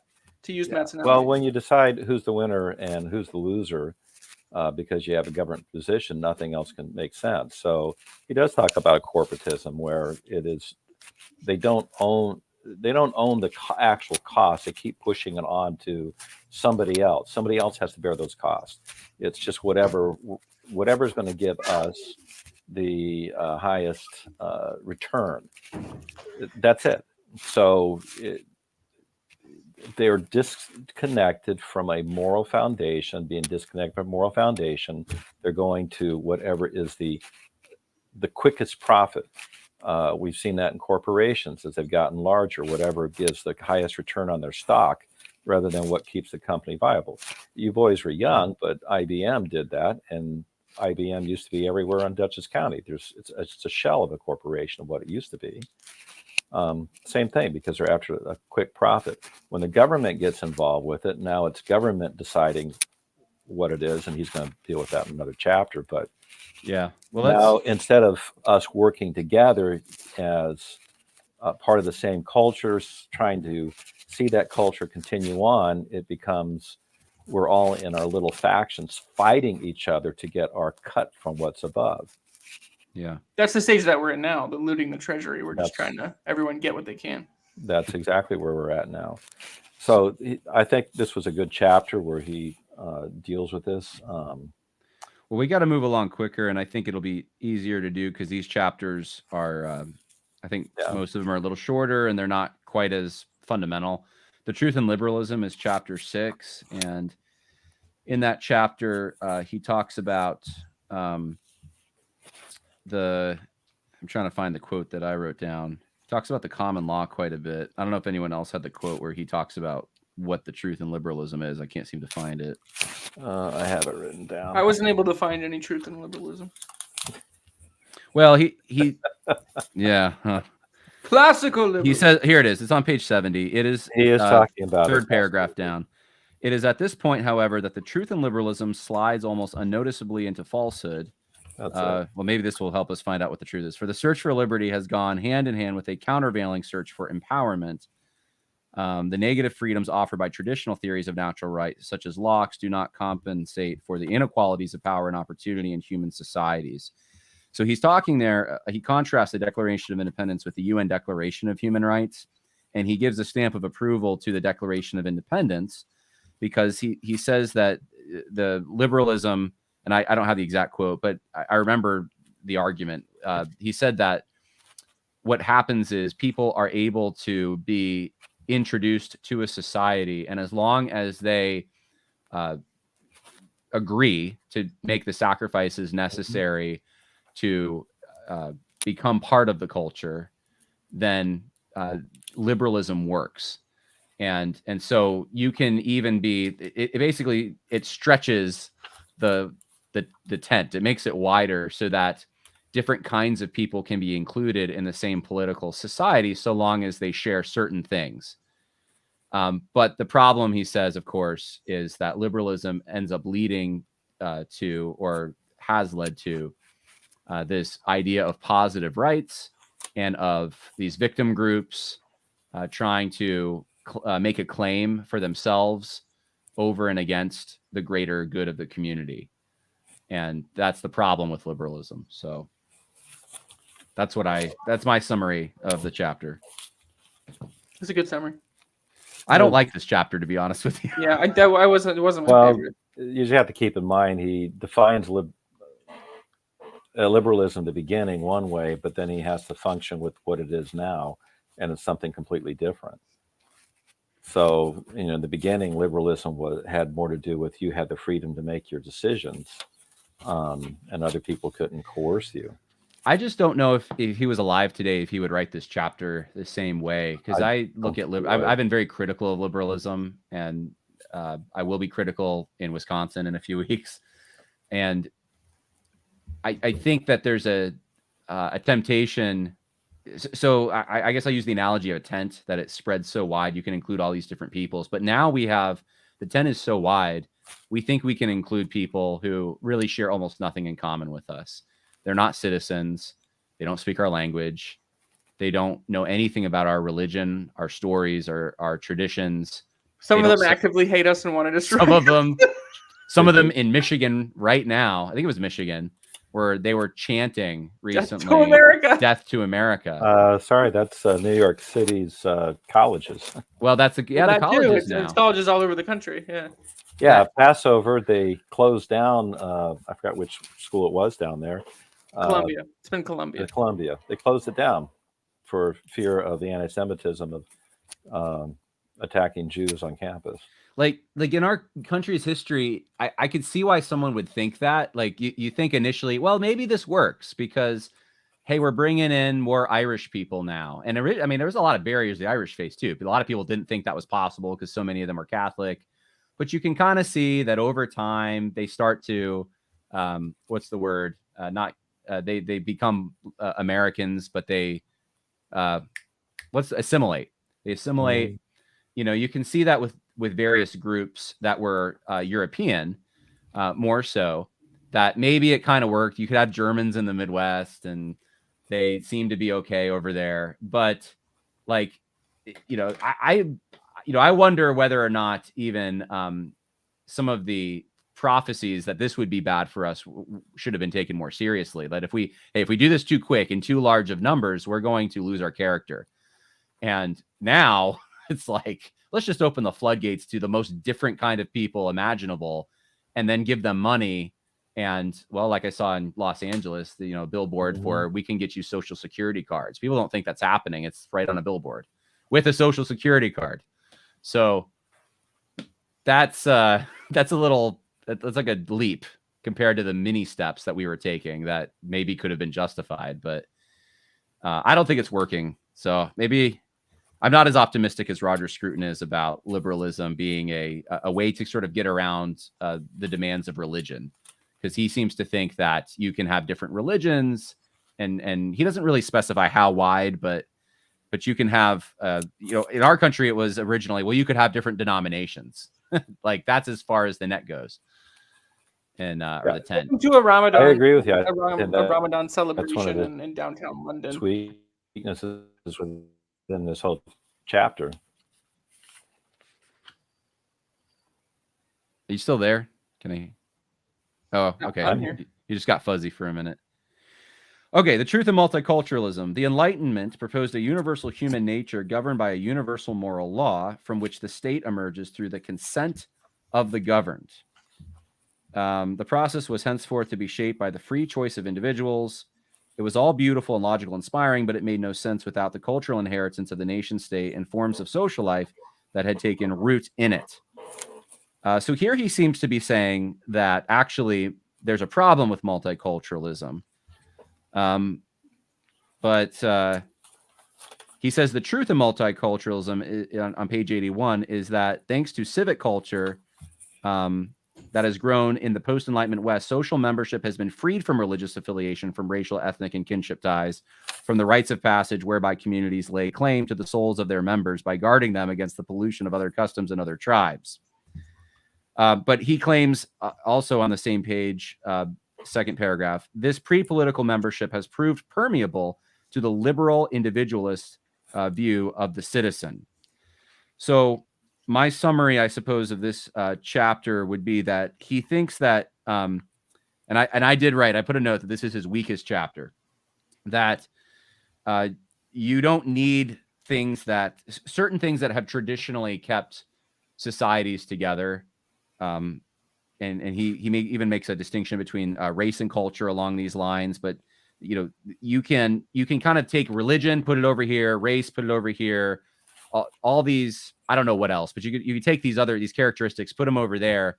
And if you just have culture, then you'll be okay. And you can kind of get along. And I don't know, like, to me, especially religion, I'm just like, that's kind of, and I race is different, but like lineage, I think like lineage and culture are kind of, you at least need a core of that. Even if you have other people who come that are different, that's fine. But you need a core and a recognition that, hey, we're in America, like we're Anglo-Protestant. That's where our laws and our customs come from. And if you lose that, then you lose America.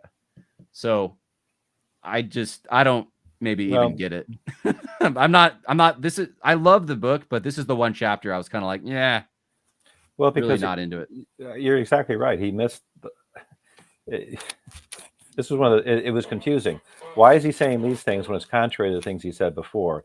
This is his. It's page 81. This is what he says. This is what I maintain is the truth of multiculturalism. Thanks to civic culture that has grown in the post-Enlightenment West, social membership has been freed from religious affiliation. That's what I just read. Yeah. Right. So racial, ethnic, kinship ties. How do you do that? I don't know. Okay. Even rites of passage, communities lay claim to souls remember. That's gone. This doesn't make any sense at all. This is removing us from e pluribus unum to the opposite. Well, he keeps saying that neighbor love's so important to his conception of conservatism, which I would agree, which begs the question, who is my neighbor? And he wants to, even in the section on internationalism, he wants to say that this is our hospitality and our love in extending a welcome to others who might be different, as long as they're willing to bear some of the cost and recognize the important things, that they're willing to join us in preserving them. I don't know how you'd say that to someone from, Sudan, though. I could see how it could happen. Someone could, really tries hard to assimilate. But at the end of the day, if you import, even with the best of intentions, if everyone from Sudan that you import, let's say, I'm just picking that as a random country. It could have been any country. Could be Canada, frankly. But you import, millions of people like that. Even if they have the best of intentions, you're changing your national character. Or you're just creating sub-nations within the one that they're going to congregate together. They're not naturally, they're just not going to be able to involve themselves. The term that's used now is balkanization. Yeah, they're going to balkanize, right? Yeah, which is already the case. Which is already the case. Yeah. Well, it is what we have already, and it's been around for a long time. It's just been accelerating with Biden. It's on it's a jet going down. It's a Boeing. So the truth in environmentalism, I thought, was a good chapter. Do you want to talk about that, David, since you liked it so much? So this one kind of hit me because I read this last summer when I was still fairly new to, well, I guess I still am, to Tennessee. And I was trying just really hard to understand Appalachia and the history and just kind of what makes it what it is. Because, growing up, we spent a lot of time in Mississippi, but living here, I kind of quickly realized, like, this is not the Deep South. Appalachia is its own thing. And just trying to educate myself on like the coal mining, the whole coal mining saga in Eastern Kentucky and West Virginia, and the logging, the mass logging that went on. Appalachia's like topography. Well, the topography has actually changed, but the forest has changed incredibly. And just by way of example, prior to the 1920s, the overwhelming majority of trees in Appalachia, so from Pennsylvania all the way down into Georgia, was dominated by the chestnut tree. One guy brought in a Asian chestnut tree, and it had a blight on it, and all the chestnuts are gone. And the chestnut basically was the character of the Appalachian forest, was this tree. It dropped a nut that bears, deer, I think coyotes too, rabbits, like most of the animals that were living in that ecosystem subsisted on this nut. And then that meant that's what the Indians hunted. That's these trees were huge. 3 trees could completely shade a football field. That's how big they were.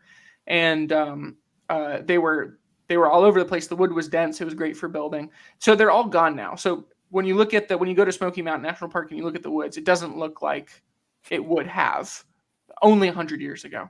So that's just one example of like a change in environmental, habitat that humans also benefited from. So like when you're reading about Davy Crockett and he says that he shot 100 bears in one day, who knows if he actually did that, but there were tons of bears running around because they were eating this nut.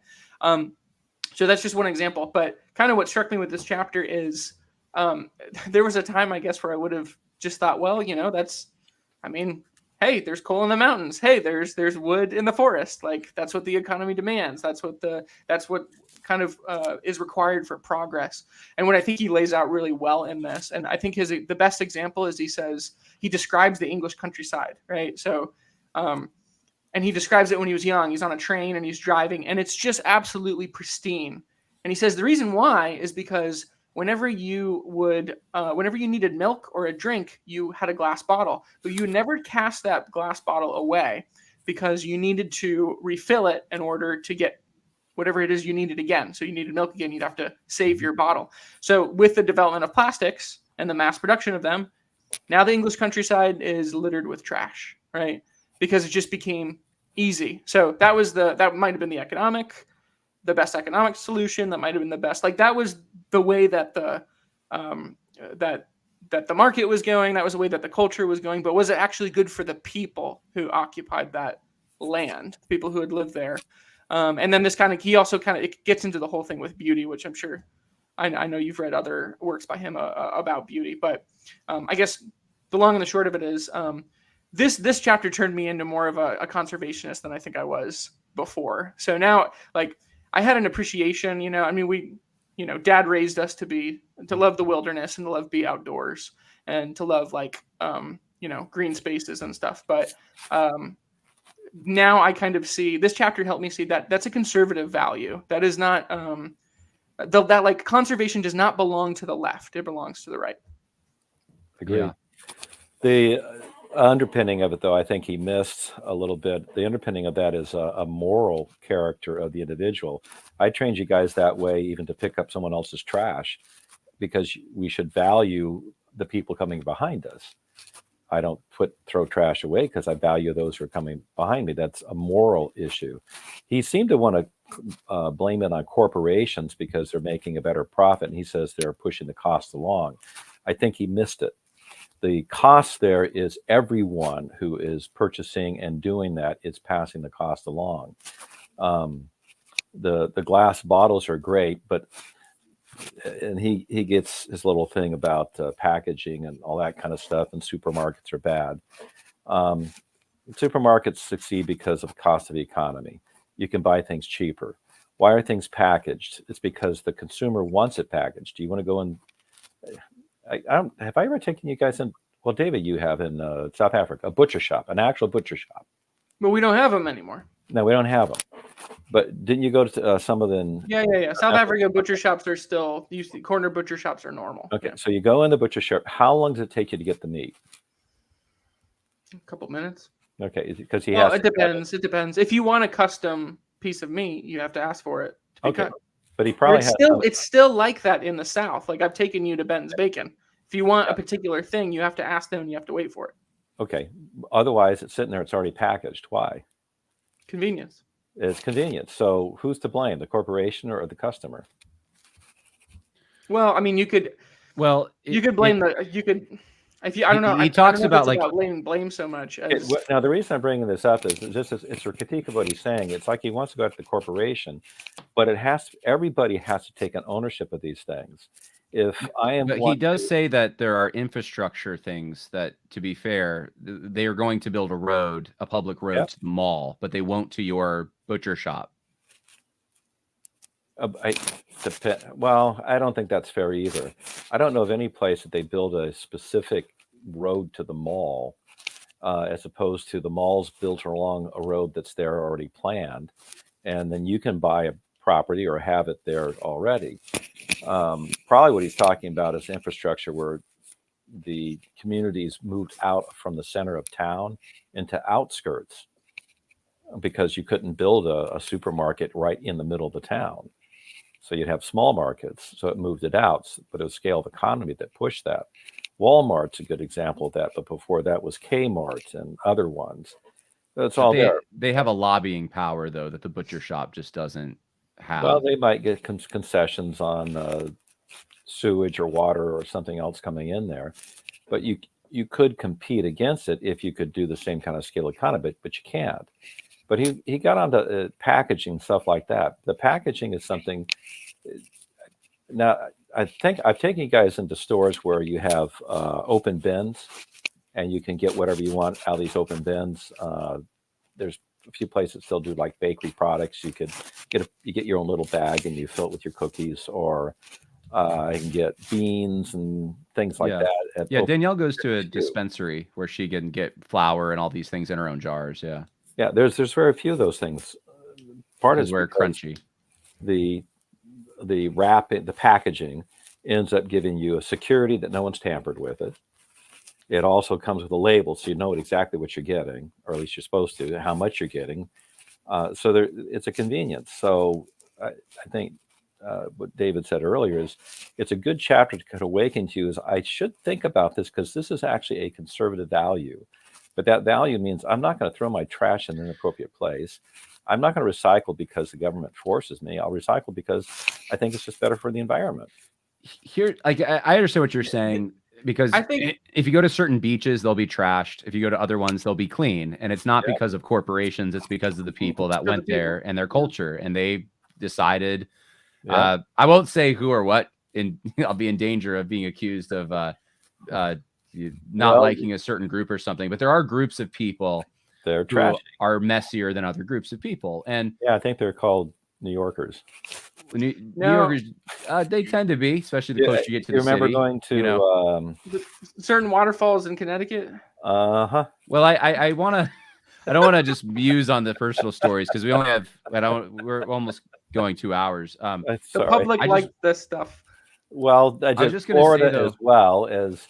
Remember, we took you to the beach before Memorial Day. Memorial Day went there, and it's just absolute. What happened? Right, but here's my. We don't share our values. Here's the point, though.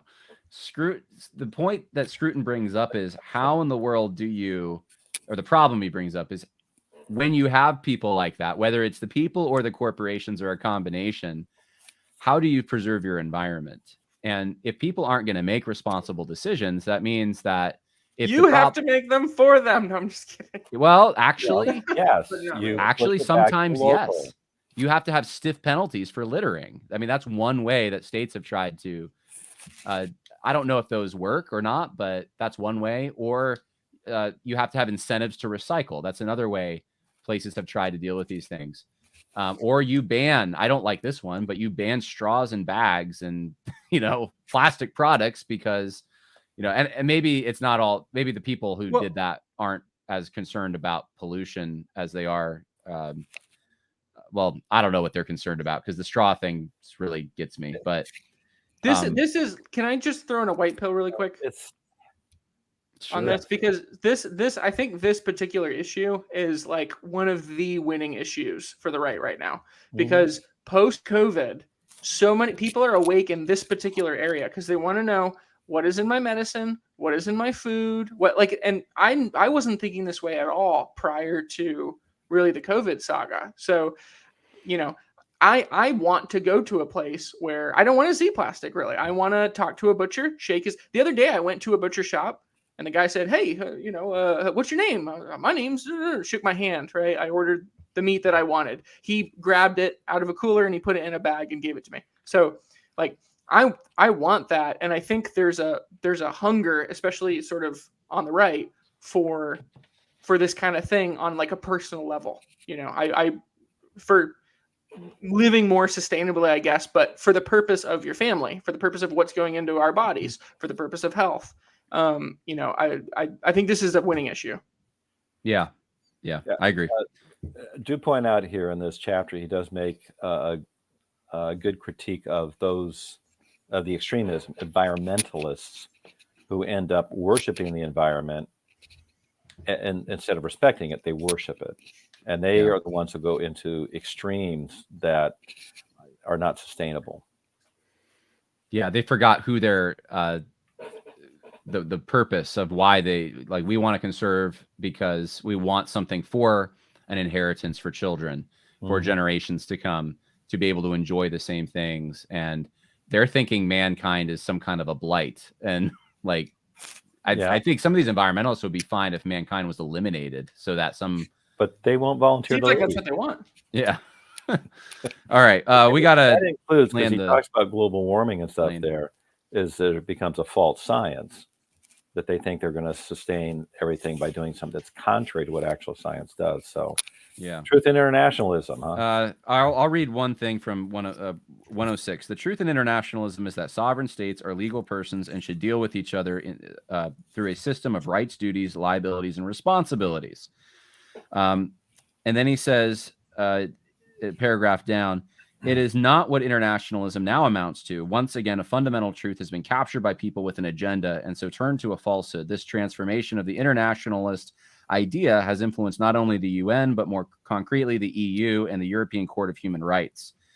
And so I think really actually this could be the truth in nationalism part 2, because what he's really saying is that the truth in internationalism is that nations exist and deal with each other the way that people deal with each other.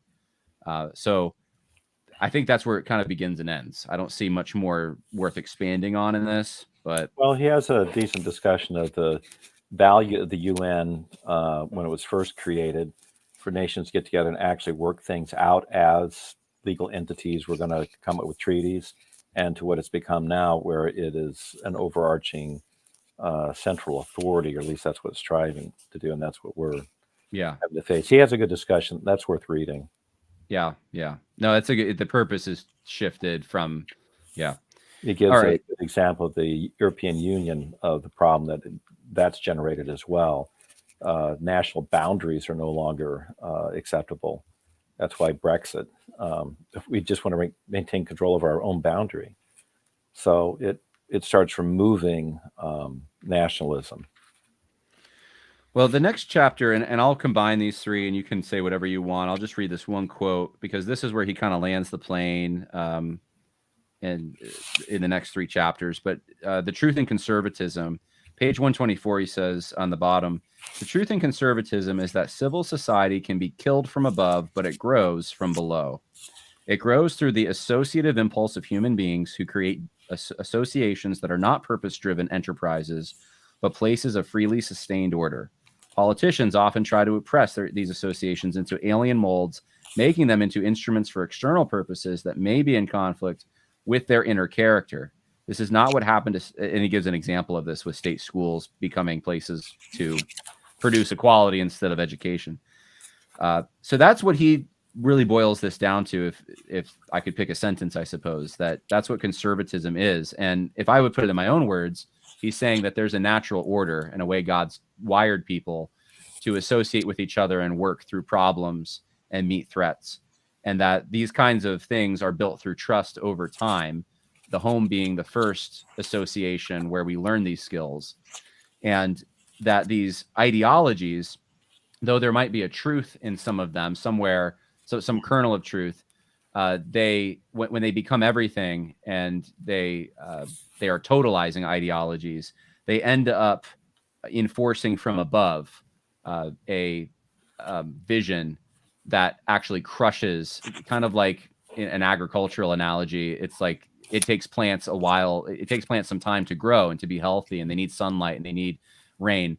And if you were just to overwhelm them and flood them or stomp on them, you would ruin the whole process. The process takes time and you need patience.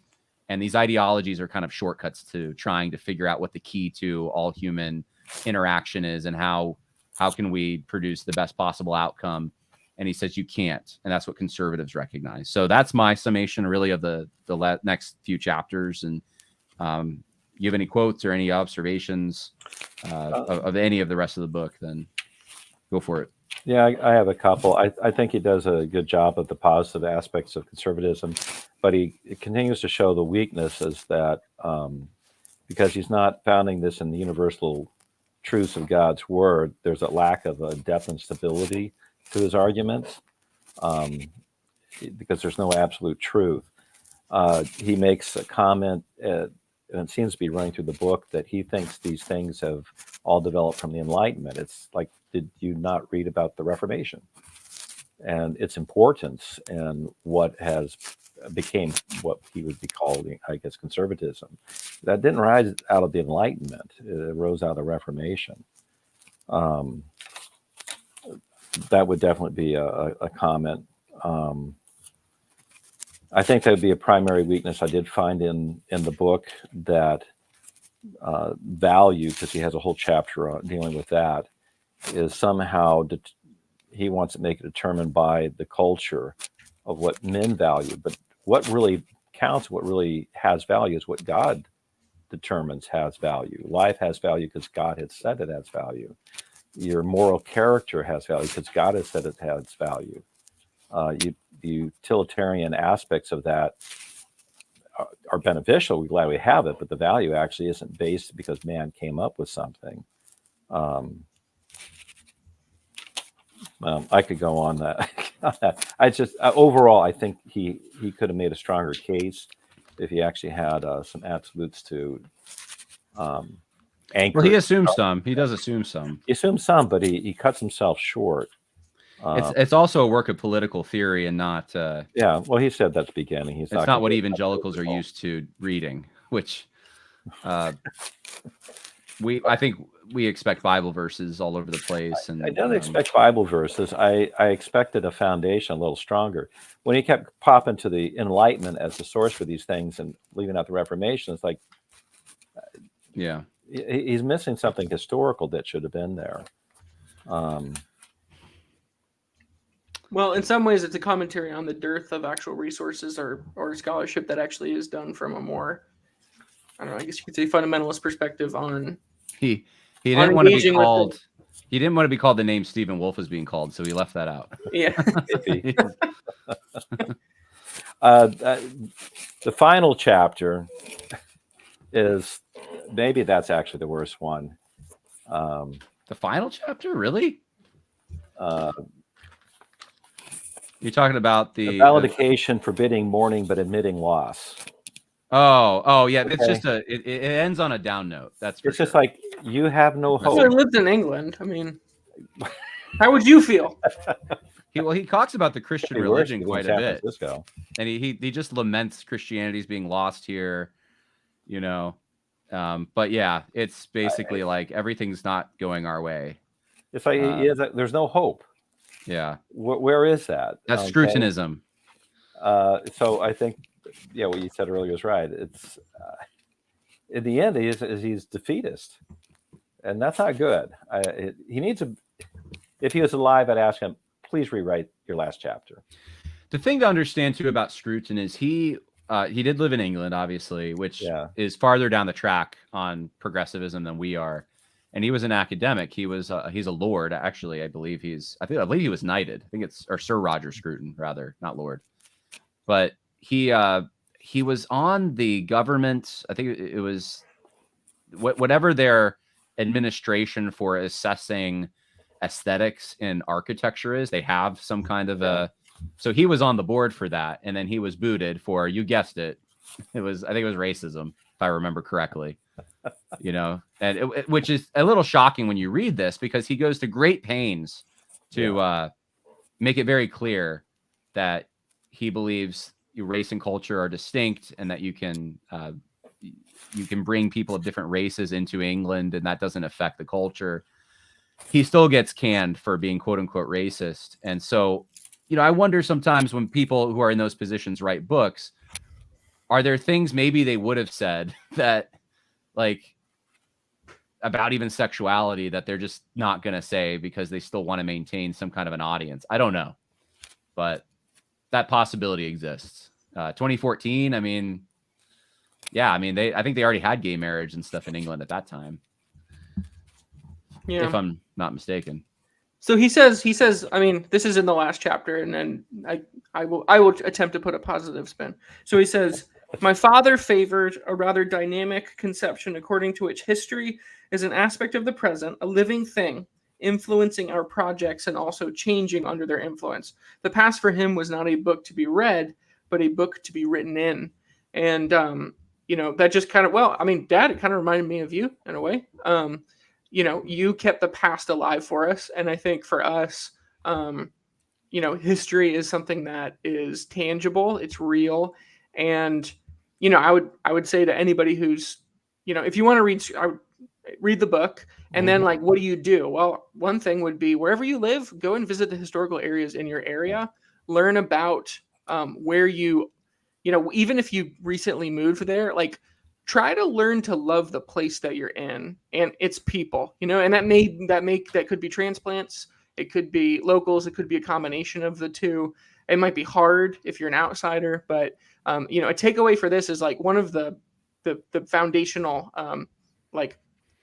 practical things about being a conservative, if that's what you're endeavoring to be, is to loving the people in the place that you're in. And that starts with getting to know it, so, and that's something that is just extraordinarily rare. Most people don't really know much.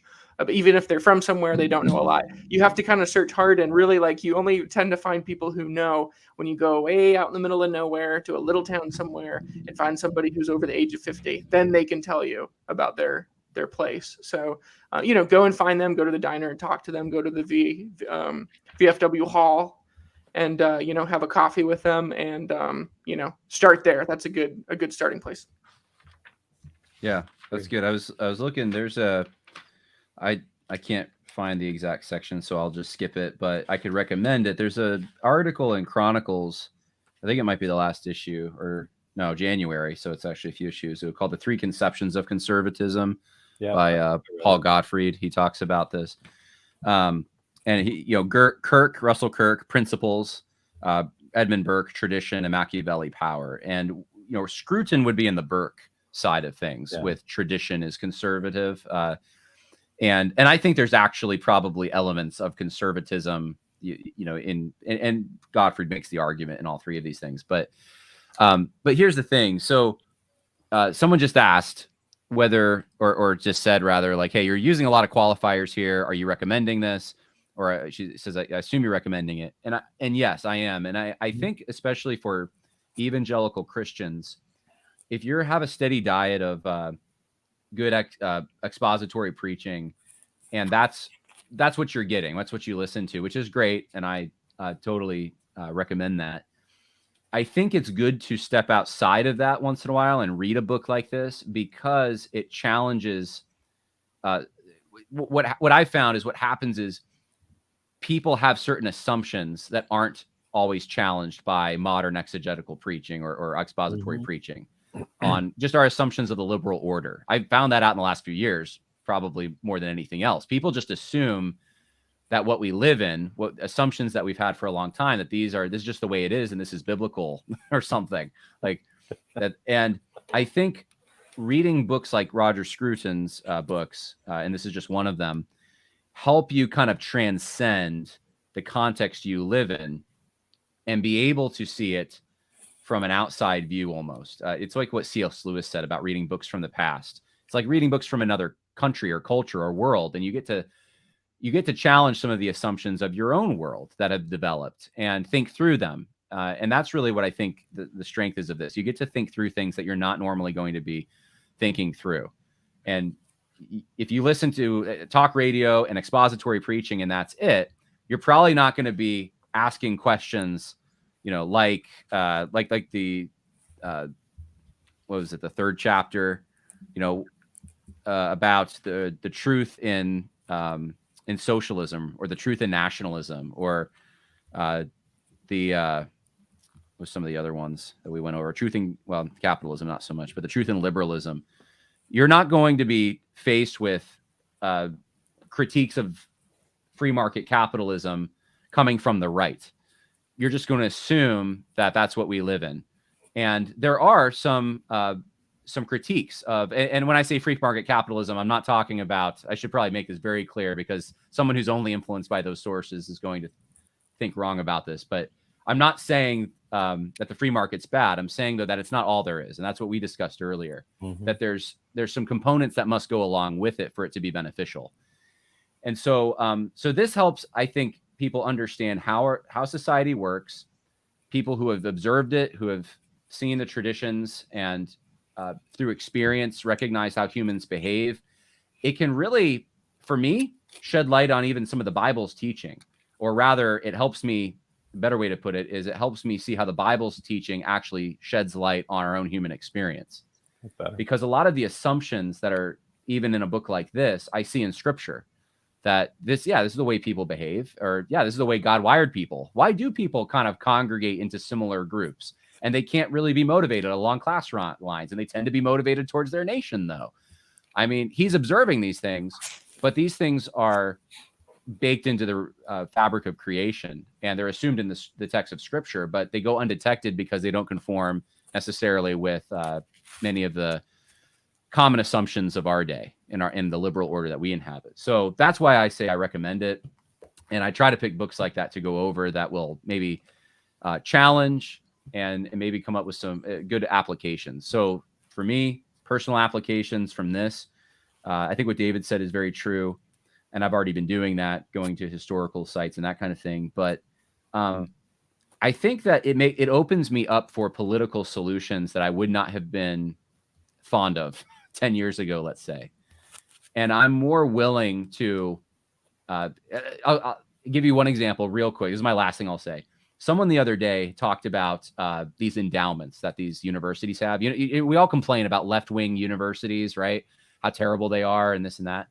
Well, I think it was Aaron McIntyre said, like, why don't we just tax the heck out of their endowments? What's prohibiting us from doing that? And like all these warning bells went off in my head, like these instinctual warning bells, like that's tampering, right? But then the more I thought about it, I'm like, they're the enemy, like, or at least they're working for them. Like they're literally teaching, they're filling students who influence our society with ideas that men can be women and maybe should be women, and crazy stuff that are ruining our culture. Why not? I mean, if this is a culture war, then let's treat it that way. And so that's a solution. 10 years ago, I just would have said, no way. But because I've been challenged by some things like Scruton, I start thinking, and Scruton's not probably for that solution, but because I read more broadly, I'm considering other options. And I don't think that's outside of conservatism. Actually, that might be a conservative move. I'm open to it, at least. That could be a conservative thing, to take out these organizations that are completely destroying your society. So that's my pitch, and that's why I say these are good things to read. So I'll leave, you two can give the last word, and then we'll end. Well, I'll piggyback on that. I mean, it's incredible that this would actually be a controversial statement, but it would be at the heart of the biblical mandate of government. The government exists for the benefit of its people, not the benefit of other governments, other peoples, other alliances, other whatever it is, no matter the importance to the people, to subgroups within your nation. Your government's responsibility is the people of that nation. So that's something that strangely is controversial now, but that is a good takeaway, I think. I would agree with you, Jonathan. I would recommend reading it, and I'd recommend reading things outside your normal. I thought it was a good challenge for me. Sometimes I have to read some of these things twice to really get what they're talking about. And this was certainly the case, this book. I liked his approach in trying to find a positive thing and then seeing where it went off. That I think that was very insightful. There were several things I found in here that were very insightful. As far as my critiques, I think that's something you should do with any book you read, even if it's from your favorite author. Think carefully about the pros, the cons in it. It's good to discuss it with other people. I know this whole thing got started with just Jonathan kind of wanted to say is here's how the Harrises kind of work. You know, we had these discussions around our dinner table growing up all the time about anything and everything, and I think that's a good thing for everybody. Get challenged. Don't live in an echo chamber. Read things that are going to stretch you to think deeply about things, and then try to apply what does the scripture say about these things so that you're thinking more critically. If I can understand what other people are saying, I have a better opportunity to be able to communicate clearly to them the truths of God's words too. So I agree. I appreciate you assigning this book to us and giving me time to digest it. Yeah, lots of time. I think it was before October because was it a year? It was like a year. Yeah. Wow. Well, we had. I remember thinking like last October, but then we had a death, and then we had another death, and so. But for the next book, I am willing to take recommendations from people. So let me know, and now you know my parameters. I do try to pick books that are somewhat challenging, and I don't mind if they're provocative.